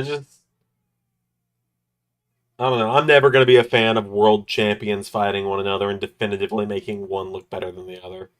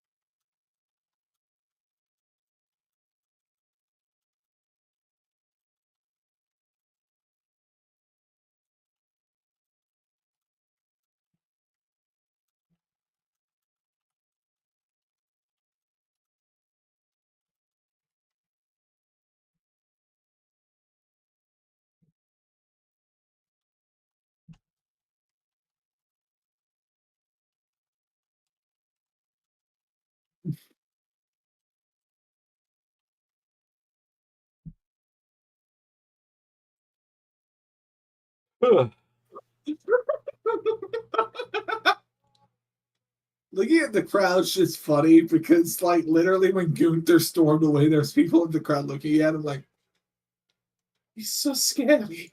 Mm.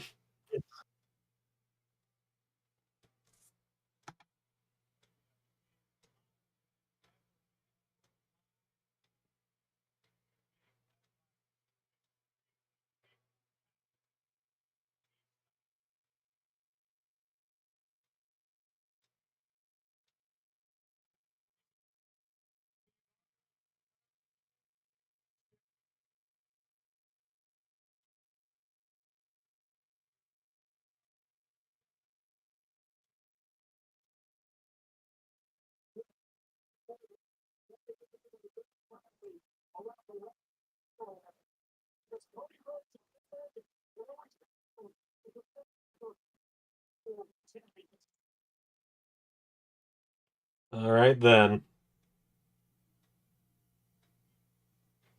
You know, when they said that the winners were going to get like Super Bowl style rings to represent the belts, as soon as they said a belt was getting turned into a ring, we should have known it was Cody winning.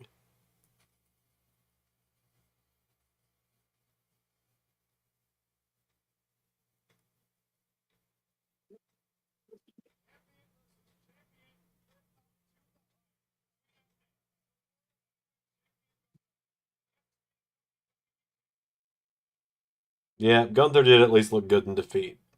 So Yeah. they didn't have Cody just, trifecta of Crossroads, 1, 2, 3. Yeah, which I knew the second. I was like, oh yeah, they're gonna do the what I call the Finn Joe finish, but it's really just a quick roll up finish. But Yeah.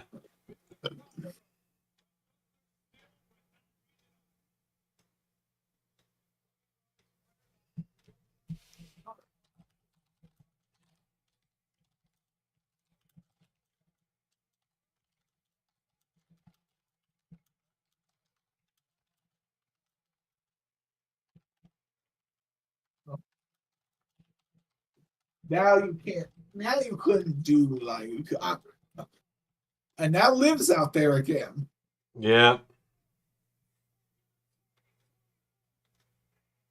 Liv's just totally not acknowledging Cody's whole war with the Judgment Day last year. Ah, she wasn't involved in that one. Yeah, but still, it's like you beat up my boyfriend. Anyway,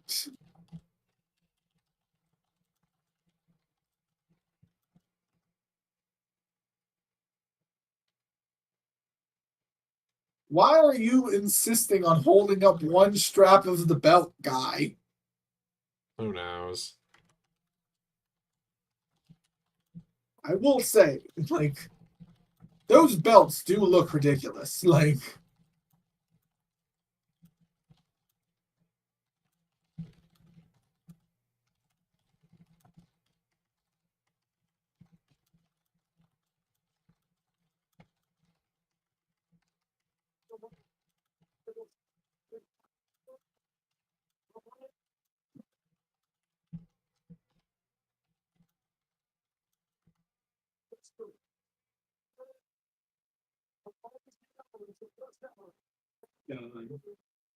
I'm just saying, like, you want to know something that really stood out to me like a sore thumb What's that?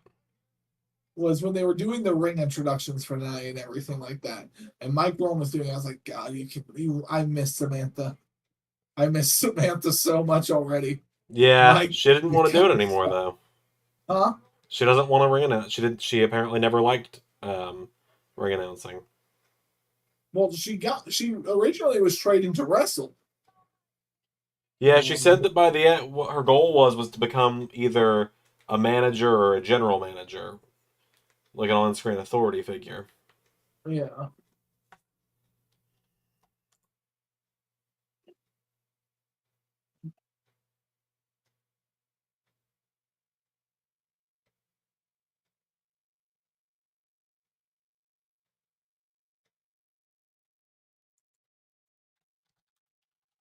All right, yeah, Cody, kiss the babies. I've That already Cody turned off the is show. trying to desperately hold on to the belt. What was that? Like, are you noticing like these kids in the front row? They're like trying to grab the belt from Cody. Nah, I've already got the show turned off. Uh,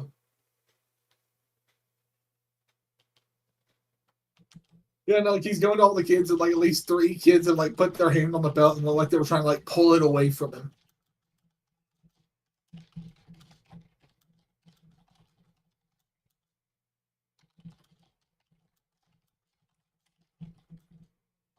Yeah.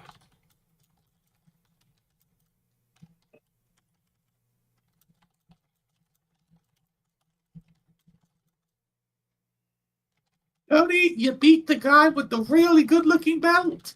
To, to prove your ugly looking belt's better, and as reward, we give you another ugly looking belt.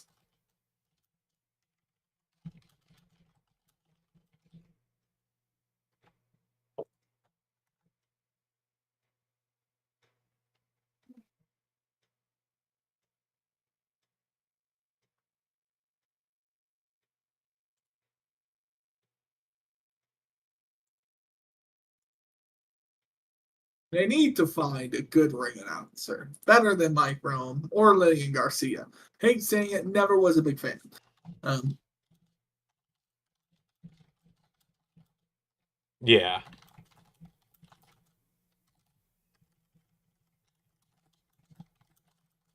anyways, Andrew, anything left we have to say to the people? Nah, I got nothing. I got no announcements to make at this point. Hmm.